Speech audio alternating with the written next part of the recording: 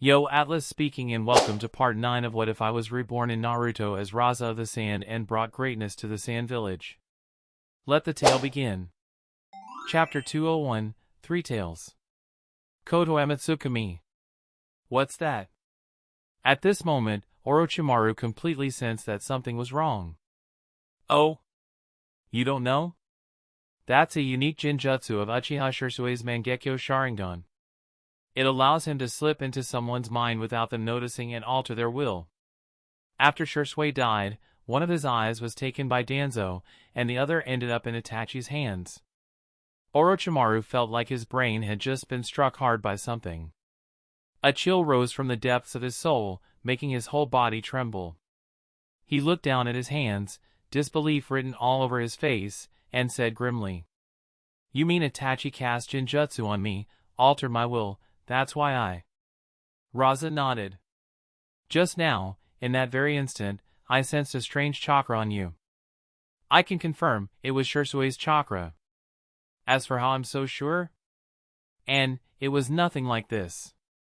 It's just a plot hole, like many other plot holes, explaining why Orochimaru was obsessed with Sasuke's Sharingan even though he had planted many on Danzo before." Rasa took out a scroll. After opening it, he held up a glass test tube. Orochimaru glanced over and clearly saw a three-tomo Sharingan floating inside the tube. His expression darkened further, since he had already suspected something, but this confirmed it. "What is this?" Rasa smiled. "This is the other eye of Shirsui's, the one I snatched from Danzo. So yes, I'm quite familiar with his chakra." Orochimaru's entire expression turned ashen. A terrifying aura of killing intent radiated off of him as he growled the name venomously. "Itachi, why? Why would he use that Jinjutsu on me? Isn't he afraid that I might target his brother for the Sharingan?" Rasa shrugged his shoulders. "The answer is simple. Itachi definitely loves his little brother, so there's only one possibility, Orochimaru. Itachi Uchiha made you into a whetstone for Sasuke's growth." The surface of the lake began to ripple violently. This wasn't the movement of the three tails beneath the surface, it was the result of Orochimaru's rage making his chakra surge uncontrollably. Anyone would be furious to discover they'd been used, their will tampered with, turned into a stepping stone for someone else. Especially someone as proud as Orochimaru. As for doubting Rasa's words, that thought never even crossed Orochimaru's mind anymore. At that moment, veins throbbed on Orochimaru's forehead, a sign of his fury. He clenched his teeth fiercely. However, Orochimaru was still Orochimaru. He rapidly regained his composure, though that chilling, sinister smile lingered on his lips. "What a brilliant scheme, Itachi, but now, your little brother is in my hands. I'll take very good care of Sasuke." Hearing this, Rasa became stern. "No! I'd advise you not to do that." Rasa's sudden warning made Orochimaru squint his eyes again. "Why not?" "Because I've already said it, fate. Unless you're looking to bring a world of trouble onto yourself." At that moment, Orochimaru seemed to be slowly piecing things together. He cautiously asked, "The child of prophecy?" "Some things like that. It's enough that you understand. Don't speak of them." Rasa's reply made Orochimaru's expression turn extremely grim. "Then what am I supposed to do? Just sit here and watch everything be taken from me?" Rasa didn't answer directly. Instead, he asked, "Orochimaru, what do you think our relationship is now?" Orochimaru immediately understood what Rasa meant and replied with a sly smile. "If we were merely collaborators before today, Rasa-kun, then from now on, I think we can call each other friends." Rasa raised a brow. "Friends, huh? I like friends. In that case, as a friend, let me give you a gift." "A gift?" As Orochimaru looked on in surprise, Rasa took out another scroll. "This is Danzo's right arm." Orochimaru was very familiar with that arm, after all, it was his creation. Even so, he felt pleased. On one hand, it was a gift from a friend. On the other hand, Danzo had always been extremely stingy with Sharingan, which were embedded in it. But what did this mean? Just as Orochimaru was puzzled, Rasa slowly spoke his thoughts. I've always wondered, Orochimaru, with your scientific prowess, why are you so fixated on Sasuke's body?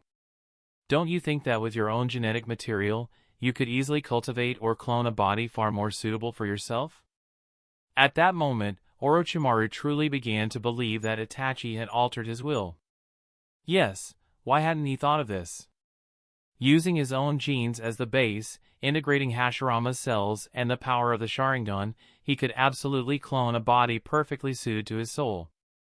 Instead of remaining in this strange, genderless state. In that instant, the look in Orochimaru's eyes toward Rasa changed completely. Now that I think about it, accepting Rasakuin's invitation was the best decision I've ever made in my life. And this is only the beginning. I can already glimpse the vast world you spoke of. Rasa smiled and nodded. I'm glad. That means our cooperation will only become more pleasant moving forward. Of course. Just then, the surface of the lake started to churn again. But this time, it wasn't caused by Orochimaru's chakra, it was due to the emergence of a massive creature from beneath the water. Countless bubbles surged up, and waves began to ripple across the lake. Looks like the Three Tails is coming up. This time, Rasa stepped forward. Leave the rest to me. As the water beneath their feet surged up like a mountain and turned into a torrential downpour, a gigantic turtle covered in sharp spikes, with 3 massive tails, rose from the lake. It glared at them with its single eye, radiating fury. That's seriously impressive. Orochimaru muttered in awe, curious about how Rasa would subdue a tailed beast. Rasa calmly stepped forward a few paces and pressed his hands together. I know you have a will of your own. I bear no ill will toward tailed beasts. I merely need a bit of your chakra. So, I apologize. Under Orochimaru's astonished gaze, Rasa clasped his hands together. With style, birth of the tree world. Rasa wasn't someone who liked to say unnecessary things. But sometimes, words were essential because, in that moment, he wasn't just speaking to the tailed beast. He was making his stance known to the true master of all tailed beasts, the Sage of 6 Paths. After all, he still didn't have the strength to speak boldly yet. One day later, when the shinobi of Shikaku noticed something was wrong and rushed to the scene, all they found were the corpses of their fallen comrades, the calm surface of the lake. And no trace of the Three Tails. Chapter 202, The Need of Peace. Land of Wind, Sunagakure. The frontline shinobi were returning to the village in batches to rest. They had been facing off against Kumogakure's forces in the Land of Rivers for quite some time, but aside from a few minor skirmishes, Kumogakure had not taken any steps to escalate the war. The shinobi of Sunagakure naturally understood the reason. Kumogakure was afraid. After all, both of Iwagakure's Jinchuriki had fallen into Sunagakure's hands. Without Iwagakure's cooperation, Kumogakure didn't dare provoke Sunagakure on their own. This fact lifted the spirits of Sunagakure's shinobi greatly. Their cheerful smiles upon returning to the village conveyed everything. At the same time, they had finally found someone who could serve as a true pillar of support in their hearts. That person was the current Fourth Kazekage of Sunagakure, Rasa. Thanks to him, they no longer felt inferior when facing shinobi from the other 4 great nations. Before this, while the upper echelons of Sunagakure loudly clamored for war with the other great nations and to engage in the 4th Great Ninja War, the lower-ranked shinobi understood all too well that, compared to the other villages, Sunagakure was pitifully weak. First, in terms of numbers, Sunagakure's shinobi were far fewer than those of the other great villages. Second, when it came to tailed beasts, Iwagakure and Kumogakure each had 2 perfect Jinchuriki. Konohagakure had the strongest of them all, the 9-tails Jinchuriki. Kirigakure, though lacking Jinchuriki, still had firm control over 2-tailed beasts. And what did Sunagakure have? Just one, Shikaku's Jinchuriki, who was elderly and already had 1 foot in the grave. Finally, when it came to top-tier powerhouses, Sunagakure's shinobi had been skeptical of their newly appointed Fourth Kazekage. Not because they thought he was weak, but because the Kage of the other villages had simply been too powerful. Aside from a few encounters, like that brief clash with Konoha's Yellow Flash, Minato Namikaze, and the legendary Sannin Jiraiya, Rasa had no outstanding combat feats to speak of. So most shinobi didn't know how strong he truly was. But now things were different. His solo suppression of two Jinchuriki had completely changed how the village viewed him. In fact, a new saying had begun to spread in the village: the fourth Kazekage, Rasa-sama, is the strongest Kazekage of all time. Some even went as far as to bestow a new title upon him, the demigod of Sunagakure. To be able to suppress two-tailed beasts single-handedly was something only the legendary god of shinobi, Hashirama Senju, had ever done. While no one in Sunagakure dared claim their Kazekage had surpassed that legend, they could proudly call him their village's demigod. And it wasn't just Sunagakure's self-congratulation. Even across the broader shinobi world, more and more people had begun referring to Rasa by that title. As for the former bearer of the same moniker, the now aging salamander Hanzo, no one cared anymore. In the Kazekage's office, for the first time in a while, Sunagakure's top officials had all gathered together again. With the front lines calm, Chiyo, Ebizo, and Bunpuku had all returned to the village. However, Bunpuku wasn't present in the office. Upon returning to the village, he had gone directly back to the Dragon's Oasis.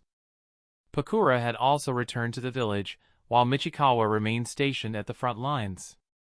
Until the shinobi of Kumogakure had fully retreated, the front still required a general to hold the line. Rasa now felt completely assured about the capabilities of both. With their mastery of Senjutsu chakra, both had reached the pinnacle of Kage-level strength, fully capable of turning the tide of a battlefield alone. So, there was no need to waste manpower by keeping them both at the front. Aside from them, Saramu, Baki, Anoka, and many of Sunagakure's top officials were present. The reason for such a large gathering today was that just yesterday, word finally came from Iwagakure. Iwagakure would be sending an old acquaintance of Sunagakure, Anoki's son, Kuratsuchi's father, Kitsuchi, as the envoy to negotiate terms for the ransom of the two Jinchuriki and an end to the war. This news greatly excited Sunagakure's leadership. It was obvious, Sunagakure, now in possession of Iwagakure's two Jinchuriki, viewed the current Iwagakure as a plump, juicy piece of meat. Everyone was eagerly discussing how much they could carve out of it. Rasa, however, was a rational and cautious man. Combined with his experience from 2 lifetimes, seeing everyone's greedy excitement made him instinctively recall all the major villains who had met their ends because of their own greed. Still, he didn't dampen the others' enthusiasm. Seeing that the discussion wasn't going anywhere productive, he simply turned to Saramu and gave the order. Saramu, gather everyone's opinions and draft a formal strategy for dealing with Iwagakure's envoy. Saramu nodded, and the high-level officials tactfully took their leave. Only the 2 elders, Pakura, Saramu, and a few others remained. Once everyone had left, Ebizo asked, "Does Kazekage-sama think our earlier discussion was inappropriate?" Rasa nodded. "Much as I would love to take a big bite out of Iwagakure, the current situation speaks for itself. We can't push them too far." Pakura asked in confusion. "Why? With Sunagakure's current strength, aside from Konahagakure, we don't have much to fear, do we?" It was Ebizo who answered. "That's true, but only in isolated combat. If Kazekage-sama hadn't pulled a brilliant move and captured their 2 Jinchuriki, stabilizing the situation, Sunagakure would have struggled. Don't forget, Kumogakure also has 2 Jinchuriki, and both the 3rd Tsuchikage and 3rd Reikage are exceptionally powerful. Plus, there's Konahagakure lurking in the shadows. Though Kazekage-sama, Pakura, and Michikawa have grown much stronger, it would still be difficult to face such a united force." Rasa agreed with a nod. "That's why, for us, the most important thing right now is balance. What Sunagakure needs is time. We need at least 10 years of peace and development to reach a point where we no longer fear a combined threat." With that, he turned again to Saramu. "Go ahead and draft the negotiation plan based on our discussion." You'll be in charge of this round of talks. Understood. Leave it to me. Rasa then took out a scroll and placed it on the desk. Chiyo-sama, this is for you. Chiyo blinked in surprise. Baki stepped forward and handed her the scroll. As she opened it, her pupils contracted slightly. This is... Rasa didn't explain in detail. It's enough that you know, Chiyo-sama. Chiyo immediately nodded and put the scroll away. The contents were simple: research notes Orochimaru had given Rasa regarding his work on wood release, the Sharingan, and cursed seals, a return gift for Rasa helping him uncover the effects of Kodo Amatsukami on himself. Still, Rasa felt it was time to start pushing Chiyo a bit. By the way, Chiyo-sama, I don't mean to rush you, but I've already provided you with quite a few valuable materials, and so far, the results have been minimal. There's likely to be a longer period of peace coming, so I hope you won't slack off. Chiyo's expression stiffened. She understood, but still grumbled defiantly. You little brat. Do you think developing new jutsu is easy or something?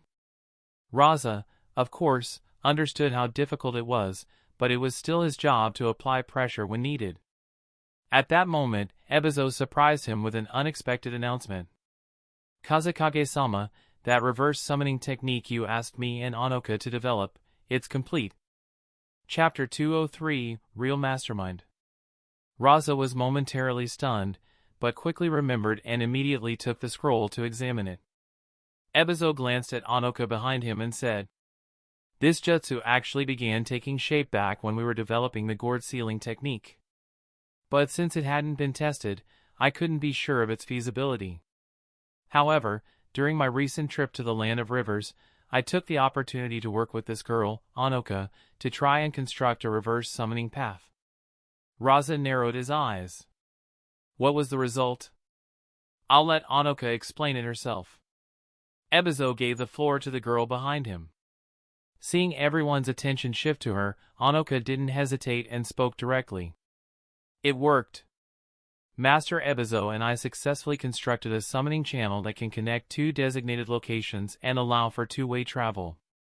The others in the room were visibly shocked upon hearing this. With this jutsu, wouldn't that mean Sunagakure could instantly transport troops or reinforcements to any location in the shinobi world? But of course, it wasn't that simple. While we succeeded, Master Ebizo and I also discovered some problems.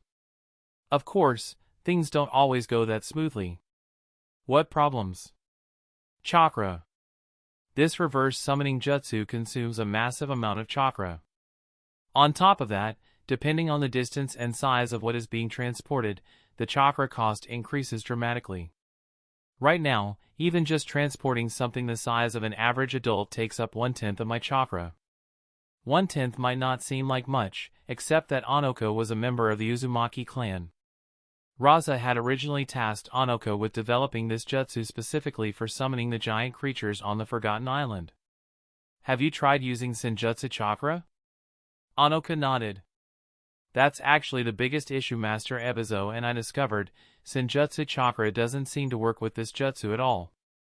That shocked Rasa. We're puzzled as well. The gourd sealing technique works fine with Senjutsu chakra, but this space-time summoning formula seems to be completely incompatible. Rasa fell into thought. If even Ebizo and Onoka couldn't figure out the problem, then it was unlikely he could either. Which meant, time to call in outside help. Without hesitation, he performed his summoning and called forth Tajutsuheim from Ryochi Cave. Forgive the sudden summons, Tajutsuheim-sama. I called you here because I have a question I'd like to ask. Tajutsuheim looked a bit surprised by the sudden appearance. However, over time, she had grown familiar with the shinobi of Sunagakure, so she responded graciously. Rasa-san, no need for such formality. What's the issue? Rasa briefly explained the problem they had encountered. As she listened, Tajutsuheim already seemed to grasp most of it. I see. May I take a look at this reverse summoning formula? Of course. After accepting the scroll and studying it for a few moments, she nodded in understanding. So that's why. The reason Senjutsu chakra doesn't work on this technique is because the space-time power that fuels this jutsu does not originate from this world. Rasa understood right away. In other words, it was the power of Kage Otsutsuki. The others nearby still looked confused. However, from phrases like our world and native power, they seemed to pick up on a few hints. Rasa, however, had no intention of explaining further. Now was not the time. Is there any other way? Tajutsuheim showed a hesitant expression. Rasa-san, forgive me for speaking bluntly, but although you've mastered a powerful senjutsu energy and can wield it effectively, you seem to have no understanding at all of just how powerful the energy inside you truly is. Rasa was startled at first, but then he understood what she meant. Yes, if it came to space-time power, he already possessed such energy. But until now, he had only been scratching the surface. It seemed he needed to settle down and properly study the senjutsu energy within his own body. Otherwise, he would remain a puppet to that power, rather than its master. Understanding this, he bowed slightly in gratitude. Thank you for the guidance. Seeing Rasa's sincere attitude, Tajutsuheim gave a small nod. Then she added, as for this technique, if possible, I can help modify it. After that, it should work. Rasa nodded. I'd truly appreciate that. And, please inform the White Snake Sage that once I've dealt with the matters here in the village, I will head to Ryochi Cave to fulfill our agreement. Tajutsuheim's eyes lit up immediately. That's wonderful, Rasa-san. The White Snake Sage and I will be waiting for your arrival.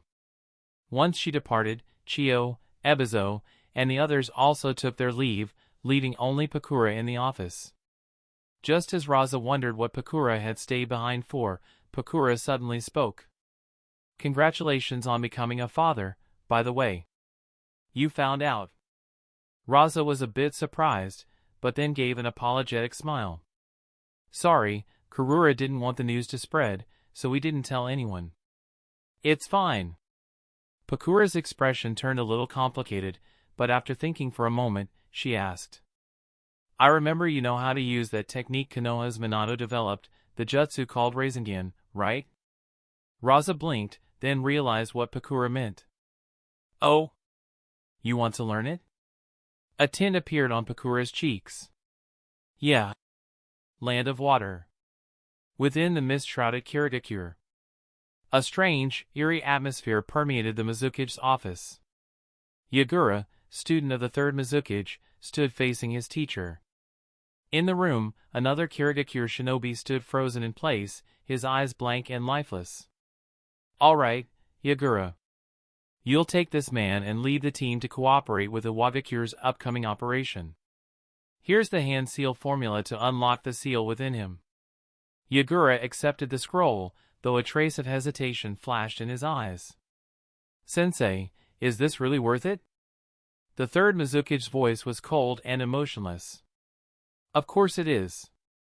It's just a tailed beast. If we can't use it for Kirigakure, then we'll make it prove its worth in another way. What, do you have doubts about my decision? Yagura was startled but shook his head. No, Sensei. As you command. As Yagura left with the shinobi in tow, the third Mizukage slowly opened his eyes, revealing a pair of blood-red Sharingan.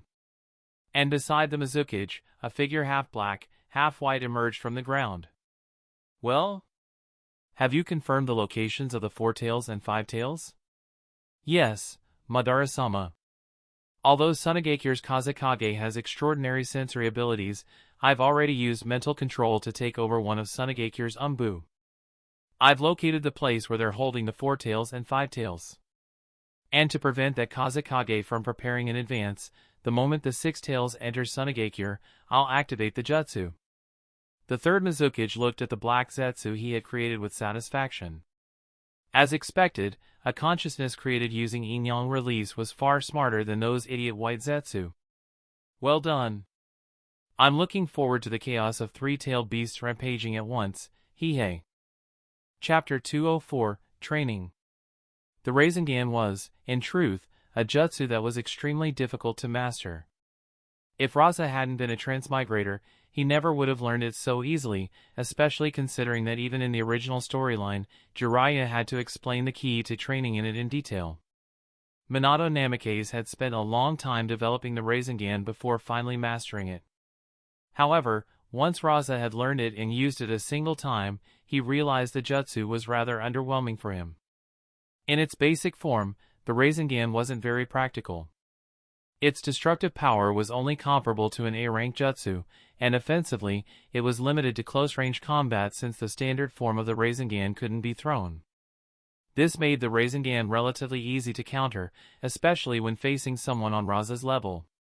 Only a ninja like Minato Namikaze, who possessed space-time ninjutsu, could use the Rasengan in a way that made it truly effective.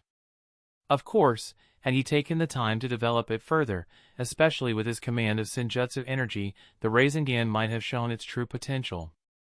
But first, such training would have taken time. Second, at that point in his life, Rasa had already lost access to chakra, so he naturally abandoned the Rasengan. He felt a bit regretful that such a jutsu might end up wasted. Unexpectedly, Pakura took the initiative to ask him to teach it. Naturally, Rasa didn't refuse.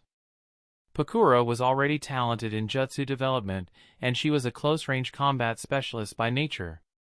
In fact, the Rasengan might be the perfect technique for her. Dragon Oasis. Rasa spent a single day teaching Pakura all the key training methods related to the Rasengan. What followed would depend on her own understanding and practice. He stayed at the Dragon Oasis for another 2 days.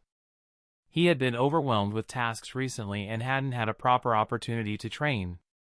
Now, after obtaining the powers of the One Tail and the Three Tails, he needed to settle down and let everything sink in. He had to grow familiar once more with his regained wind and water release abilities. In the world of Yomi, the fusion of the Three Tails chakra fruit brought further transformation to this small dimension. The landmass where the massive divine tree stood had now become an island. The previously empty surroundings had transformed into a vast lake. White clouds drifted across the sky above, and a gentle wind flowed through the air. Wood release, representing life, wind release, representing flow, water release, the source of all life, and magnet release, symbolizing the movement of all things, these 4 elemental forces had now perfectly merged within this miniature world Rasa had created. The flowing lake water, the air currents, the drifting clouds in the sky, the floating dust particles, the solid ground beneath his feet, and the towering tree at the center of the island, all of it indicated that the world of Yomi was gradually becoming a real, living world. The more Rasa obtained Tailed Beast Chakra, the more curious he became about what this world would ultimately become. And with its evolution, the density of Senjutsu energy within it had also grown increasingly intense. Although no qualitative change had occurred just yet, Rasa's body was already becoming visibly stronger. This reminded him of what Taijutsuheim had once told him. Perhaps, it really was time for him to pause everything, settle down, and carefully cultivate and comprehend the powers within this miniature world. Chapter 205, Reason for Betrayal. Instead of constantly acquiring new power without ever taking the time to truly understand it. But time wasn't on his side. The chaotic world outside simply wouldn't allow Rasa to pause and rest. Just like today, he had only spent the morning training before he had to leave the oasis and return to the village. Because today, the shinobi from Iwagakure were scheduled to arrive in Sunagakure for peace negotiations. Although he, as the Kazekage, wasn't required to personally attend, he still had to remain in the village and oversee things from behind the scenes. As for the plan to hunt tailed beasts across the future timelines, it had to be put on hold for now. Other than the Three Tails, all the other beasts had current hosts.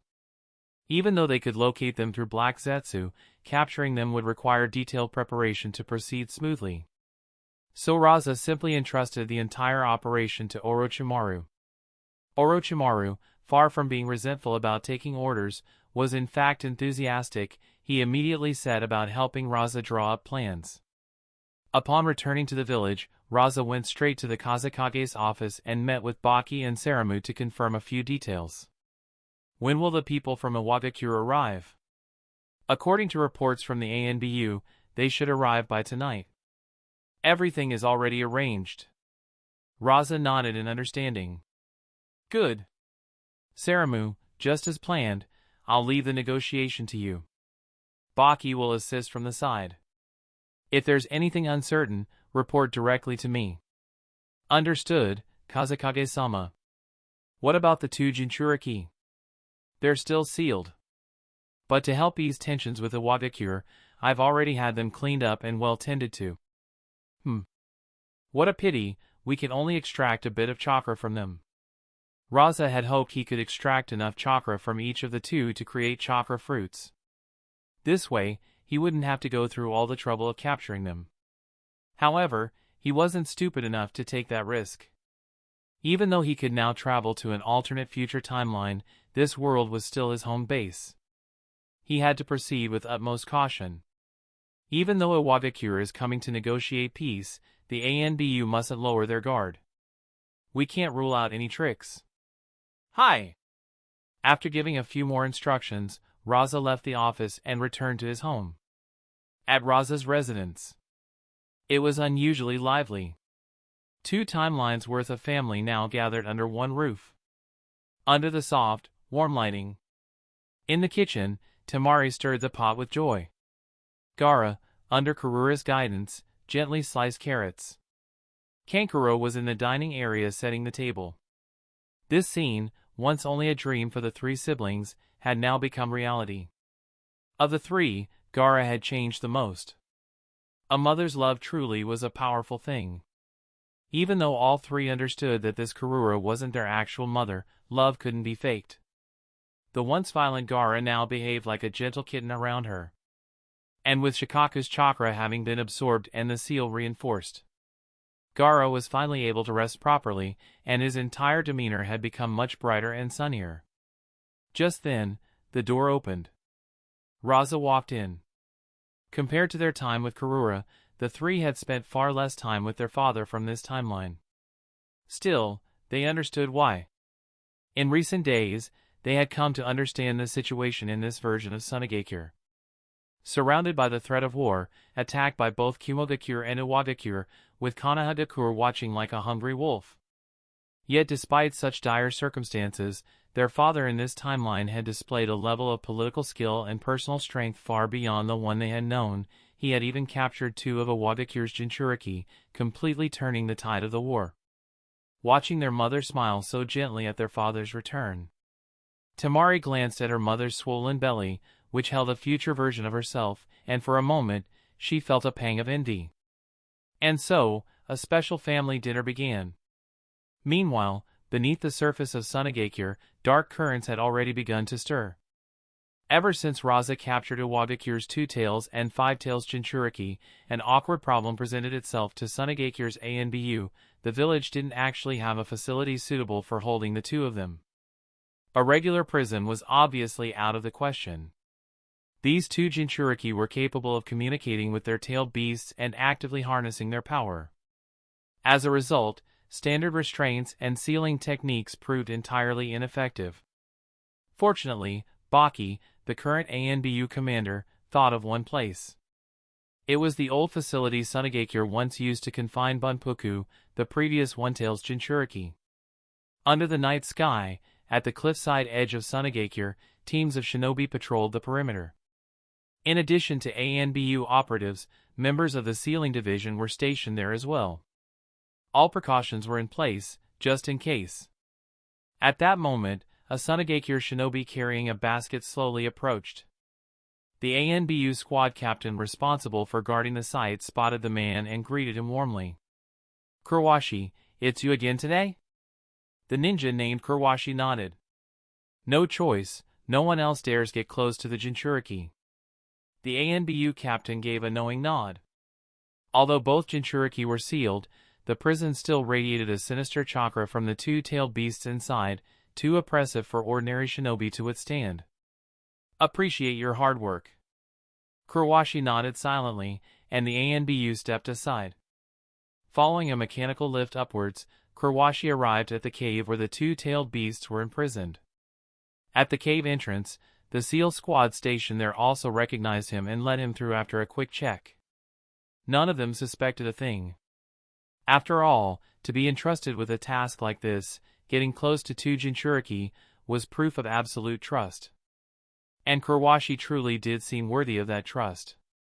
He was once a personal guard of the late Third Kazekage, a veteran ANBU operative. Though his position had become awkward after the Third Kazekage's death and Rasa's rise to power, no one ever doubted Kurwashi's loyalty to Sunagakure. In fact, once Baki became ANBU commander, he brought Kurwashi into his inner circle, which granted him this rare access to the Jinchuriki. Kurwashi himself had never imagined he would one day betray Sunagakure. After becoming Baki's confidant, he had even followed the Fourth Kazekage on 2 operations against Sunagakure. In truth, Kurwashi deeply admired the current Kazekage. Until something happened. A strange man appeared before him one day, and told him the truth about the death of the Third Kazekage, the man Kurwashi had revered most. The Third Kazekage hadn't been killed by Sunagakure's Shimura Danzo, as everyone had assumed. He had been murdered by Sasori of the Red Sand, Elder Chiyo's grandson, a traitor of Sunagakure. And then, that stranger told him something even more painful. The Fourth Kazekage, Baki, and even Lady Pakura, all of them had known the truth. They had knowingly concealed the fact that the murderer of the Third Kazekage was a rogue ninja from their own village. Kurwashi's entire worldview collapsed in an instant. The village he once revered had suddenly become unrecognizable. Why had they done this? Chapter 206, 1 vs 3, Part 1. Under the bright moonlight, atop the towering rooftop buildings, Rasa stood with a grim expression as he looked at the 3 fully formed tailed beasts that had appeared within Sunagakure. 4 tails, 5 tails, 6 tails. It was clear that Rasa had been manipulated. Not only by Iwagakure, but Kirigakure was also involved. After all, the 6 tails was currently under Kirigakure's control. Furthermore, the fact that all 3-tailed beasts could be released simultaneously without even alerting him indicates that there was clearly a mastermind working behind the scenes. Rasa had always been the one setting traps for others. He never imagined that one day, he would be the one outmaneuvered. It made him furious. Just then, a panicked Baki instantly appeared in front of him. He tried anxiously to explain how the 4 tails and 5 tails, held by the Umbu, had been released, but as soon as he opened his mouth, Rasa cut him off. Pass down my order. Starting this moment, every shinobi in Sunagakure, including the academy students, must be mobilized. You're not to engage the tailed beasts. Your only mission is to evacuate and protect as many civilians as possible. Rasa made his decision in an instant, as Sunagakure's environment was completely different from Konoha's. Konoha's buildings were relatively sparse and low, rarely exceeding 5 or 6 stories. But Sunagakure, built deep within a canyon with limited land, had tightly packed structures, many of them over 10 stories tall to accommodate its population. Now, with 3-tailed beasts appearing, any destruction they caused would lead to incalculable losses. Especially since it was nighttime, most people were at home. Fortunately, there was one stroke of luck: the 3-tailed beasts had not shown up in the village center. The 6 tails had manifested near the entrance to the crevice path, while the 4 tails and 5 tails emerged at the far edge of the village. These areas had no major buildings and were sparsely populated. For that reason, the 3-tailed beasts absolutely could not be allowed to move toward the village center. Rasa's icy tone made Baki tremble. He had never sensed the Kazekage this furious before, so he didn't dare to hesitate. He vanished instantly. As Baki disappeared, Rasa immediately began forming hand seals. There was no time to wait for Chiyo, Pakura, and Anoka to arrive. They were in Dragon's Oasis. Mikawa was still at the front lines. It seemed this mastermind had seized the perfect opportunity. In other words, he now had to face all 3-tailed beasts alone. Today would surely become the most terrifying day in the history of Sunagakure. Just minutes earlier, the village had been bustling with life. The taverns, barbecue stalls, and night markets were packed with people. 3 days ago, wave after wave of shinobi had returned from the battlefield. The joy of victory and the relief of coming home alive had led them to indulge freely, sparking a wave of spending and celebration across the village. But in the midst of their joy, a thunderous roar tore through the skies above Sunagakure. Then, under the night sky, every shinobi in the village saw it, those colossal monsters, so vast they blotted out the moonlight. What's going on? Those are tailed beasts. You've got to be kidding, 3 of them at once. At the entrance of the crevice path in Sunagakure, the massive body of the 6 tails caused the nearby Sunagakure shinobi to retreat in fear and shock. At that moment, it wasn't just Sunagakure's ninja who were terrified, even Iwagakure's shinobi showed a drastic change of expression. The instant the 6 tails appeared, they also heard the roars of 2 other tailed beasts. Then, they saw the fully formed 4 tails and 5 tails. What the hell? This wasn't part of the plan. The original plan between Iwagakure and Kirigakure was to use the chaos caused by the appearance of the 6 tails and Sunagakure as cover for Inoki's son, Kitsuchi, and others to rescue the 2 Jinchuriki, those of the 4 tails and 5 tails, from where they were supposedly being held. But now, the 4 tails and 5 tails had already been unleashed and were in full form. Based on their behavior, it was clear they were not being controlled by the consciousness of their Jinchuriki. Captain Kitsuchi! The desperate cries of nearby Iwagakure ninjas snapped the pale-faced Kitsuchi back to his senses. Even an idiot could see now, Iwagakure had been used by Kirigakure. At the edge of Sunagakure. Boom! The fully formed 4 tails and 5 tails appeared, immediately destroying the entire cliff. Countless massive boulders rained down from above. Fortunately, everyone stationed here was at least a Chunin-level shinobi, so there were no injuries. However, when they saw those towering, monstrous figures emerging from the collapsed cliff, every member of the Umbu and Sealing squads knew something had gone horribly wrong. What's going on? How did the tailed beasts get out? No way! Clearly, no one here had any answers. They hadn't even considered the possibility that this could be Black Zetsu's doing. But then, an even more terrifying sight caused every shinobi present to go pale. The freed 4 tails and 5 tails didn't hesitate at all. They raised their massive heads, and at their mouths, 2 deep purple chakra spheres began to form. The overwhelming energy stirred up the dust around them, swirling like a tornado. We're done for. Stop it, now!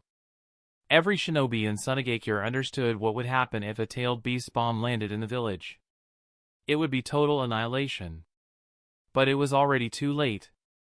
Fully formed tailed beasts only needed a few seconds to charge chakra. Boom! 2 massive tailed beast bombs, each 3 meters in diameter, shot straight toward the heart of Sunagakure.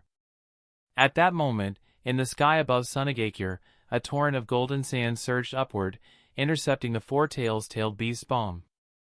The sand transformed into 2 enormous golden hands that seized both bombs tightly, then twisted midair and raised them high above the village.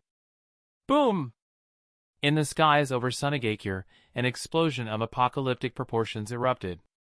The blinding light illuminated the entire dark night sky. Even cities hundreds of kilometers away witnessed that flash in the sky. At Dragon's Oasis, where Pakura, Chio, and the others were training, they instantly sensed it. That's the direction of the village. This is bad. They immediately dropped everything and rushed towards Sunagakure. Back in the village, though the explosion had the power to annihilate everything, it caused no damage at all. Because a thick cloud of golden sand had formed above the village, like a colossal umbrella, shielding all of Sunagakure from harm. The shinobi and civilians, just barely spared from certain death, finally realized that it could only be one person. It's Kazekage-sama's sand manipulation technique. Kazekage-sama protected us. And 10 kilometers away from Sunagakure, hidden in the shadows, Madara Uchiha watched it all from behind his mask and let out a voice of excitement. Controlling 3 tailed beasts for the first time. I'm still a bit rusty. But next time, I won't miss. Now then, how will you deal with this next move? Chapter 207, 1 vs 3, Part 2. At that moment, the 4 tails and 5 tails began gathering tailed beast bombs once again, this time even larger than before. And from the other side, the 6 tails also raised its head, a tailed beast bomb nearly 10 meters wide forming at its mouth. Sensing the unusual state of the 3-tailed beasts, Rasa finally understood what was happening. Each of the beasts had a black iron rod embedded in their bodies. No wonder, they've been manipulated without me being able to sense a thing. So that's how you want to play, huh? Rasa scoffed coldly. The same trick won't work on me twice. Sage Art Limit Release, Wood Style, Wood Human Technique. Sage Art Limit Release, Magnet Style, Manifestation of Shikaku. Golden Dragon Staff. What? At the compound of the Sand Clan in Sunagakure. Since the last incident involving the raid from Sunagakure, the bond between Kunmi, Sarah, and Maki had only grown stronger. Realizing their weakness, all three had begun training even harder. As the strongest among them, Kunmi naturally took on the role of guiding the other two. After all, first-year students at the Ninja Academy had not yet learned ninjutsu. So, Sarah and Maki often visited Kunmi's home during their free time. Today was no exception. As the three of them practiced kunai throwing under Kunmi's instruction, the tailed beasts appeared. From the moment they appeared until now, barely a minute had passed. But the sheer destructive power they displayed in such a short span made the three children feel truly insignificant for the first time in their lives. For the first time, they felt just how powerful their Kazekage truly was, the one who had always protected them. Amazing! This is Kazekage-sama's strength. Sarah and Maki, just beginning to learn chakra, couldn't fully sense Rasa's true might. But Kunmi was different. As someone who had also awakened the magnet style, Kunmi could, at most, control less than a quarter of his body weight in iron sand. Before this, when his father told him that Kazekage-sama was far stronger, that the difference between them was like heaven and earth, Kunmi didn't take it seriously. To him, his father was the strongest person in the world. But now, gazing at the expansive cloud of golden sand that covered the sky above Sunagakure, Kunmi finally understood. However, there was no time for admiration. Because he could clearly see those three massive monsters had once again begun forming those terrifying chakra spheres, this time several times larger than before. The thunderous explosion from earlier still echoed in his ears. In that instant, Kunmi felt the weight of fear and despair. But just then, heaven and earth began to shift. From the sky, golden sand gathered and condensed into the form of a gigantic tanuki monster, descending from the heavens to block the ape-like creature. From the earth, the ground roared as massive, thick wooden limbs burst upward, forming a colossal wooden humanoid that stood before the horse-like white beast. At that moment, the two newly emerged giant entities made the same move, each extended their right hand and seized the tailed beast bombs formed by the 4 tails and 5 tails, then hurled them straight at the faces of the respective beasts. On the other side, although no gigantic creature had appeared, a massive golden staff suddenly came into view. As the slug-like beast fired its chakra sphere, the staff swung powerfully and sent the tailed beast bomb flying back toward its source. Boom, boom, boom. Massive explosions erupted once more, and the pitch-black night sky was lit up again. This time, without the protection of the golden sand clouds, the blinding flash forced everyone to instinctively shut their eyes. Though the manifestation of Shikaku and the wooden humanoid served as barriers, the shockwaves still swept through the entire village. Sunagakure was hit like a tornado had struck, buildings were torn apart, and countless people were sent flying. "Watch out! Mom!" Faced with the oncoming shockwave, Temari, Kankuro, and Gaara's expressions changed drastically. Instinctively, Gaara was about to break the restriction Rasa had placed on him and use his chakra to protect Karura. But just then, a thick sand wall rose up in front of them. It was Karura. Though she was now a housewife, she had once been the only successful subject of the Shikaku experiments, and she still possessed the ability to control sand. "Don't be afraid, Mommy is strong too. I'll protect all of you." As the shockwaves of explosions echoed around them, Temari, Kankuro, and Gaara looked at Karura with wide eyes, and from that moment on, truly saw her as their mother. A desire to protect her began to rise in their hearts. Temari quickly asked with concern, "Will father be okay?" "Don't worry. Believe in your father." The explosions quickly subsided, and the smoke began to clear. When the people of Sunagakure opened their eyes once again, their pupils were unfocused, their faces filled with despair. Though the village had not been completely destroyed like Konoha thanks to Rasa's protection, it now resembled the aftermath of an apocalypse. Countless buildings had been demolished, the village was in utter chaos, and beneath piles of rubble lay buried civilians of Sunagakure. As they looked around, fear crept into their hearts, and their bodies began to tremble. The crevice path at the village entrance and the cliff at the rear had completely vanished. Only the mountain walls on both sides remained, like the waste of a broken body. The canyon where Sunagakure lay had now expanded to 4 or 5 times its original size. In that moment, the canyon housing Sunagakure had taken on a strange new shape, like a giant gourd. Every shinobi and civilian in Sunagakure swallowed hard, their throats dry. No one could say a word. Their eyes were filled with terror, and their bodies wouldn't stop trembling. What the? Even the jonin in the village were no exception. Then, a deep voice echoed above the ruins of Sunagakure. "Don't just stand there. Now is the time for Sunagakure's shinobi to unite." The voice snapped everyone back to awareness. Those familiar with it instantly recognized who it belonged to. "It's Kazekage-sama." That's Kazekage-sama's voice. In that instant, every confused and frightened heart in the village found its anchor again. Indeed, it was Rasa.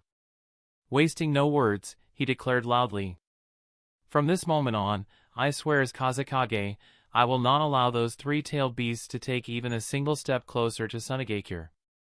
And all you need to do is focus on one thing: save the comrades around you. Sunagakure will be protected by all of us, together." At that moment, the light returned to everyone's eyes. Chapter 208, Sealing the Six Tails. Why? On the desert sands, Madara Uchiha, who was using Inyang release to control the three-tailed beasts, spoke in a tone full of doubt. What puzzled him wasn't that Rasa could take on 3 enemies at once, but rather the technique Rasa had used, would release, would human technique. Would release held special significance for Madara Uchiha. It was the power that belonged to his former friend, Hashirama Senju, the only one who could stand against his eyes. Now, that power had emerged in the hands of the Kazekage from Sunagakure. Although Madara Uchiha, who had defected from Sunagakure, held little affection for the village, seeing his friend's power appear in another shinobi village still stirred some displeasure in his heart. In that case, from beneath the mask, Madara let out a deep growl and began forming hand seals. Even for a tailed beast, being struck by a tailed beast ball of its own creation was no trivial matter. Not to mention when the Jinchuriki were being controlled through Inyang release by Madara Uchiha. So, under Rasa's counterattack, returning force with force, the 3 quickly reverted to their Jinchuriki forms. However, that state lasted only briefly. As Madara once again infused his chakra and used Inyang release to manipulate the black rods, he regained control over the Jinchuriki. In the blink of an eye, the 3 returned to their complete tailed beast forms and charged straight towards Sunagakure. Upon seeing this, Rasa summoned his golden dragon staff once more. As he focused on the charging 6 tails ahead, the corner of his eye also caught sight of the approaching 4 tails and 5 tails from behind. "Then I'll take care of you first." As his words fell, Rasa hurled the golden dragon staff into the sky. Under Rasa's control, the golden dragon staff began to thicken and expand. Then it split into 2, 2 into 4, 4 into 8. Golden dragon staff, adamantine prison. The staffs fell from the sky and landed around the rampaging 6 tails. In an instant, they formed a square cage that trapped the massive beast. But just then, the 6 tails' enormous body suddenly liquefied and slipped right through the gaps of the adamantine prison. That surprised Rasa. Did the 6 tails have an ability like that? In that case, the adamantine prison wasn't going to be of much use. Then, Rasa clasped his hands together, and from beneath his feet, massive amounts of gold sand burst forth like a spring, surging toward the six tails like waves. The six tails abruptly halted and, from the many nostril-like holes on its face, expelled pink mist toward the incoming gold sand. The moment the gold sand touched the pink mist, it began to corrode and dissolve. Oh! As expected, each tailed beast had some incredible abilities. Had it been in the past, Rasa might have been in the mood to have a little fun with them. But now! Sage Arts, Magnet Release, Thorn Binding Seal. Ever since arriving in this world, most of Rasa's opponents in battle had been massive creatures like the tailed beasts, and that had allowed him to accumulate plenty of experience in dealing with them. As Rasa clasped his hands together, countless Senbon made of iron sand began to form around his body, each etched with swirling violet patterns. The materials Rasa now controlled through Sage Art energy, whether gold sand, iron sand, or ordinary sand, could be divided into two types. The first type existed naturally, like the gold sand corroded by the acidic gas emitted by the six tails. The second type, however, was created through Sage Art's elemental transmutation, produced entirely from Senjutsu energy. The key difference between the two was that the latter, being formed entirely from Sage Art energy, possessed a powerful chakra-absorbing effect. Just like right now, as the countless Senbon rained down from the sky toward the six tails, the acidic mist released by the six tails no longer affected these Senbon. Madara Uchiha wasn't particularly surprised by this. Not long ago, during the battle between Rasa's group and the two Jinchuriki from Iwagakure, he had personally witnessed Rasa using this technique and had seen its chakra-absorbing power. However, what happened next made him realize he had underestimated the technique's true potency. Based on Madara's calculations, even though the Senbon could absorb chakra, it would barely make a dent against the massive reserves of a tailed beast. Moreover, considering the corrosive acid layered on the six tails' skin, the Senbon would likely melt away before absorbing anything significant. But the moment the Senbon struck the six tails' body, Madara noticed something was off. He saw that once they pierced into the six tails, these Senbon began interfering with the chakra flow inside the beast, much like the black rods he created using Yin-Yang release. While the Senbon lacked the overwhelming control power of the black rods, they had one major advantage: sheer numbers. And once even a single Senbon hit its target, it disrupted the tailed beast's movements, making it easier for more Senbon to strike. If Madara's chakra sensing was accurate, then the power disrupting the tailed beast's chakra resembled Shikaku's sealing script. Interesting. For once, Madara expressed a rare voice of admiration and immediately relinquished his control over the six tails. He understood that he could no longer manage it. Sure enough, just a few seconds later, the six tails' entire body was covered in thorny iron trees, completely immobilizing it. And at the very moment Madara severed the chakra link with the six tails' Jinchuriki. Rare-F. As a tailed beast, the six tails' giant slug hound finally regained consciousness and let out a furious howl toward the sky. Damn humans, it hurts so much. That enraged roar echoed throughout Sunagakure. Everyone had shocked expressions on their faces. A tailed beast could speak? At the same time, Rasa understood the reason behind the six tails' agonized wail. It was because the Jinchuriki's life force was slowly fading away. And for a tailed beast, the death of the Jinchuriki also meant its own death. Although tailed beasts were immortal, from that pain scream just now, Rasa could feel that, even for an immortal creature, death was an excruciating experience. In that case, a spark of inspiration hit Rasa. He looked at the Jinchuriki whose complete transformation was receding, slowly revealing his original body. With a sand body flicker, Rasa appeared in front of the Jinchuriki. At a glance, he spotted the black rod embedded in the Jinchuriki's chest. He easily pulled it out, then immediately used a forbidden technique he had learned from the future version of Chiyo. Forbidden Technique, One's Own Life Reincarnation. Chapter 209, Four Tails and Five Tails, Part 1. Forbidden Technique, One's Own Life Reincarnation. It was developed by the future version of Elder Chiyo for the sake of her grandson, Sasori of the Red Sand. one of only 2 known jutsu in the Naruto world capable of bringing someone back from the dead. After traveling to the future timeline, Rasa naturally began collecting various powers that existed in that era to strengthen both himself and Sunagakure. There was no way he could overlook such a legendary technique. This jutsu transforms chakra into life force. To truly bring someone back from the dead, the cost was immense. It required sacrificing all of one's chakra. Losing all chakra meant death. However, if it was merely used for healing, then the cost wasn't as severe. After obtaining this forbidden technique, Rasa began experimenting. He discovered that even senjutsu energy could be used to activate it. From within Chiyo's original structure, he uncovered the reason why. This technique resembled the sealing arts practiced by the Uzumaki clan. Realizing this, Rasa instantly identified the origin. This resurrection ability did not arise from the Sage of Six Paths power. Instead, it came from the Shinigami, whose strength was utilized by the Uzumaki clan. This revelation piqued Rasa's interest in the Shinigami even more. Because while the senjutsu energy he possessed could grant life to non-living matter, it couldn't grant life to living organisms or bring the dead back to life. That level of power, true resurrection, was something even senjutsu couldn't achieve. So why was Rasa trying to save this Jinchuriki who was on the verge of death? There was only one reason: he had suddenly thought of something. Considering the Sage of Six Paths was still watching over this shinobi world, Rasa didn't want to act too aggressively toward the tailed beasts. But on the other hand, if these tailed beasts willingly offered him their chakra, then even the Sage of Six Paths wouldn't have any grounds to object, right? Besides, for Rasa, there was little to lose by trying.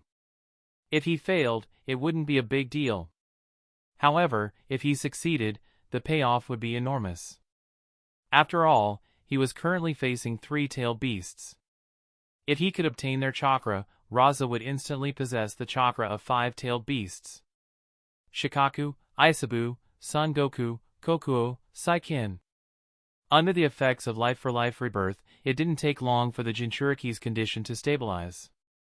Then, Rasa immediately cast a sealing technique to completely seal the Jinchuriki.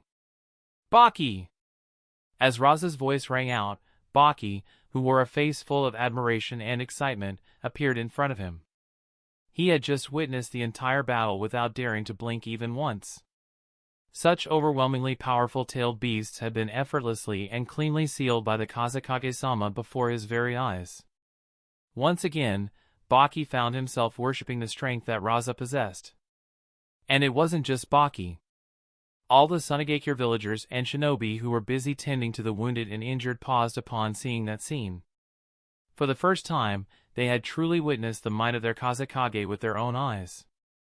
At the same time, a powerful sense of pride and confidence rose in their hearts toward their village, prompting them to redouble their efforts in healing their comrades. As for the many spies hidden within Sunagakure from various other factions, after witnessing what had just happened, they were completely dumbfounded. Incredible! Is this the Kazekage of Sunagakure? The demigod of the sand? As for Rasa, after casually tossing the 6 tails Jinchuriki to Baki, he immediately flew off toward the other side of Sunagakure. At the same time as Rasa was sealing the 6 tails, the battle on the side of the 4 tails and 5 tails was still raging. The manifestation of Shikaku was fighting against the 4 tails Jinchuriki, while the wood human battled the 5 tails Jinchuriki. On the vast plains blasted open by tailed beast balls, 4 colossal creatures, each over 50 or 60 meters tall, were locked in close-quarters combat. Every punch and every step they took unleashed enough force to tear the earth asunder. In terms of pure offensive power, the 4 tails and 5 tails were clearly stronger than the Shikaku's avatar and the wood human. Because neither the Shikaku's avatar nor the wood human could use the tailed beast's most destructive move, the tailed beast ball. Without powerful offensive abilities, they relied solely on the brute strength their massive forms provided. However, in terms of defense, the Shikaku's avatar and the wood human were not at any disadvantage. First of all, the sand, iron sand, and gold sand making up the Shikaku's avatar, and the body forming the wood human, were all created by Rasa using senjutsu energy. This gave them a natural advantage against chakra-based beings like tailed beasts due to their chakra-absorbing properties. Second, unlike the living tailed beasts, the Shikaku's avatar and the wood human were non-living constructs.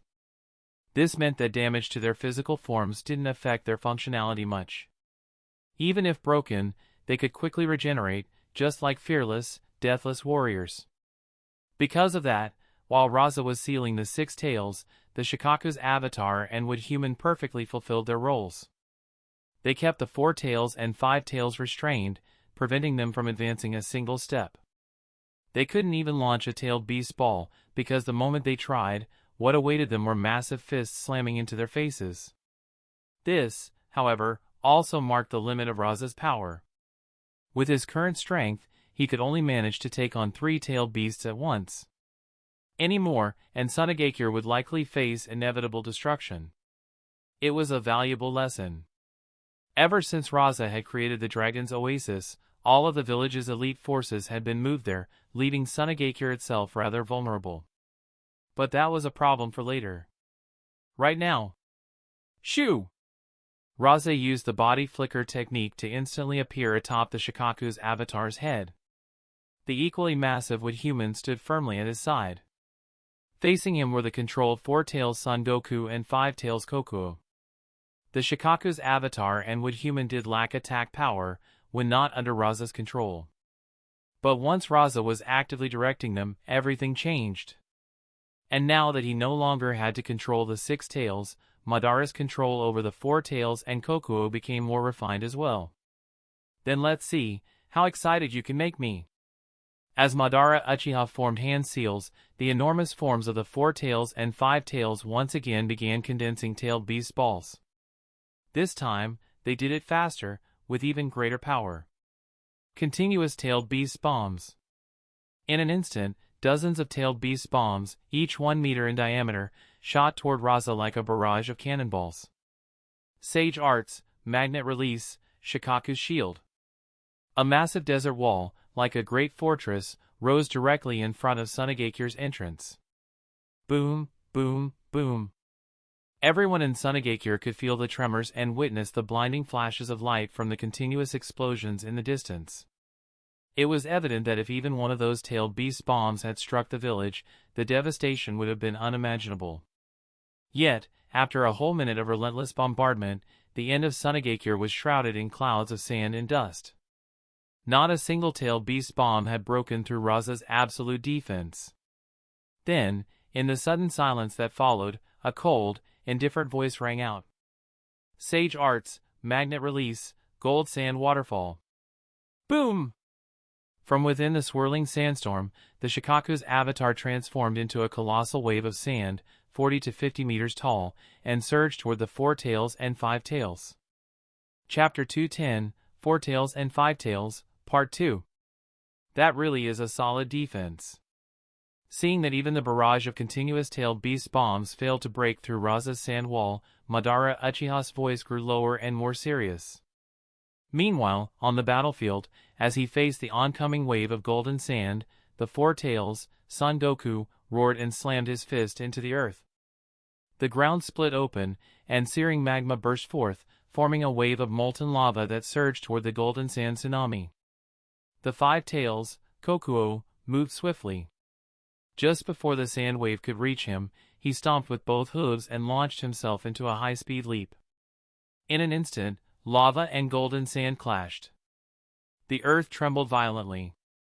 Kokuo soared through the sky, directly leaping over Rasa's head, aiming to launch an attack on the village behind him, Sunagakure.